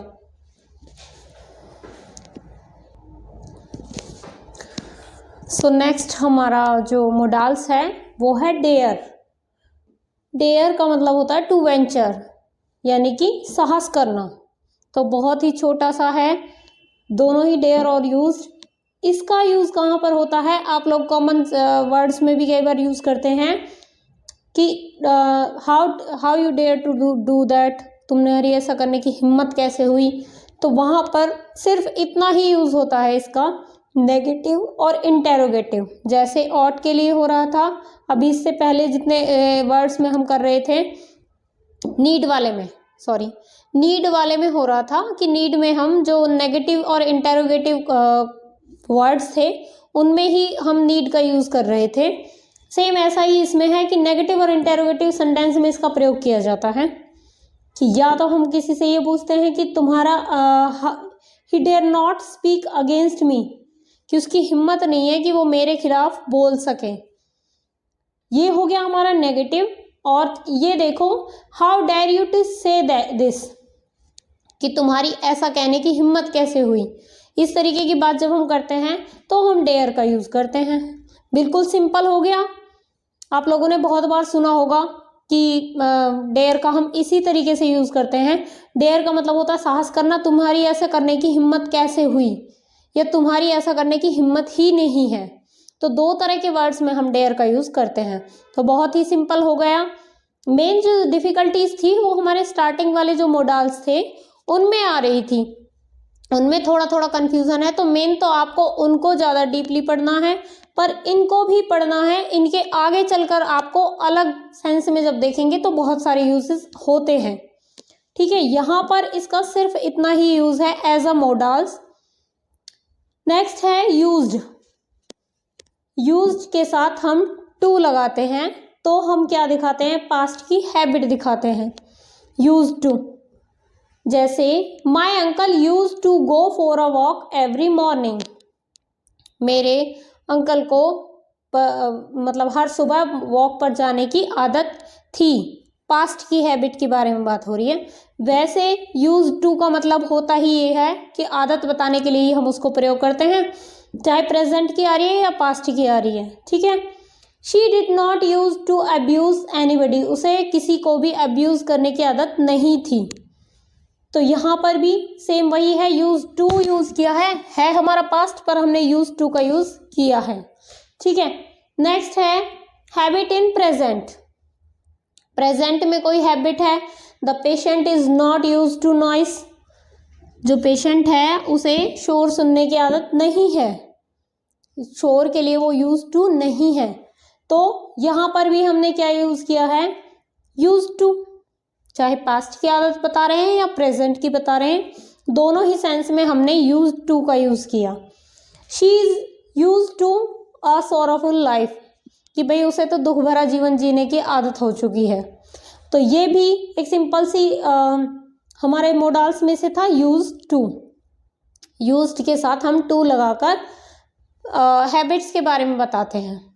डेयर का यूज हम कहाँ पर करते हैं, सिंपल हमारी जो भी कोई हमें बात बोलनी हो कि भाई तुम्हारा ऐसे कहने की हिम्मत कैसे हुई, तो वहाँ पर हम, या तुम्हारी ऐसी करने की हिम्मत नहीं है, कैसे हुई या हिम्मत नहीं है, दोनों ही सेंस में हम क्या यूज़ कर लेते हैं, डेयर का यूज़ करते हैं। सेम इसी तरीके से जो यूज्ड है, यूज टू को हम सिर्फ आदत बताने के लिए यूज़ करते हैं, पास्ट की हैबिट हो या प्रेजेंट की हैबिट हो, दोनों के लिए ही हम यूज्ड का यूज़ करते हैं। तो टोटल हमारे 13 जो हैं मोडाल्स हो चुके हैं। तो आज की क्लास में हमारे मोडाल्स कंप्लीट है। इस तरीके से अगर आपको ये क्लास समझ में आई है, देखिए कन्फ्यूज़न जो हमारे स्टार्टिंग वाले मोडाल्स थे उनमें थोड़ी थोड़ी कन्फ्यूज़न है, आप उनको 2-3 बार रिपीट करेंगे आपको बिल्कुल क्लियर हो जाएंगे। और क्लास को देखने के बाद अगर आप पढ़ के देखेंगे तो आपके लिए पढ़ना बहुत आसान हो जाएगा। ऐसा नहीं है कि आपने यहाँ पढ़ लिया और बोल देते हैं लोग कि आपको पढ़ने की ज़रूरत नहीं है, बुक पढ़ने की ज़रूरत हमेशा होती है। आप यहाँ पर पढ़िए, जो समझाया जा रहा है, जो चीज़ें आपको समझ में नहीं आ रही होंगी तो वो क्लास में आपको क्लियर कर दी जाती हैं, बट फिर भी आपको बुक खोल के बहुत सारे एग्जाम्पल मिलते हैं। जैसे यहाँ पर आपको एक एक एग्जाम्पल के साथ समझाया गया, वहाँ पर आपको काफ़ी सारे एग्जाम्पल्स मिलते हैं जिनको आप सॉल्व करके देख सकते हैं, जिनमें से ही आपके डाउट क्रिएट होते हैं। जब आप बहुत सारे एग्जाम्पल्स को सॉल्व करके देखेंगे तभी तो आप देखेंगे कि यहाँ पर ये आया, यहाँ पर ये कैसे नहीं आया। यहाँ पर तो आप जब देखेंगे ना तो आपको लगता है कि हमें सब कुछ आ गया है, क्योंकि एक एक दो दो एग्जाम्पल्स होते हैं, ठीक है, और वो तो आपको ऑलरेडी एक्सप्लेन कर दिए गए हैं। तो सबसे पहले तो आप बुक खोलकर उन एग्जाम्पल्स को पढ़िए, फिर देखिए कि क्लास में जो समझाया गया था वो इन एग्जाम्पल्स में आता है या नहीं आता है, ठीक है। तो अगर आपको मेरा पढ़ाया हुआ समझ में आता है तो आप वीडियो को लाइक करेंगे, और अगर आप सैनिक स्कूल या स्कूल बेस पर जितने भी कॉम्पिटिटिव एग्ज़ाम्स होते हैं उनकी प्रिपरेशन कर रहे हैं तो आप सूरज ऑनलाइन क्लासेस को सब्सक्राइब करके रखिए। यहाँ पर स्कूल बेसिस जितने भी एग्ज़ाम्स होते हैं उनकी सभी की प्रिपरेशन कराई जाती है। Thank you.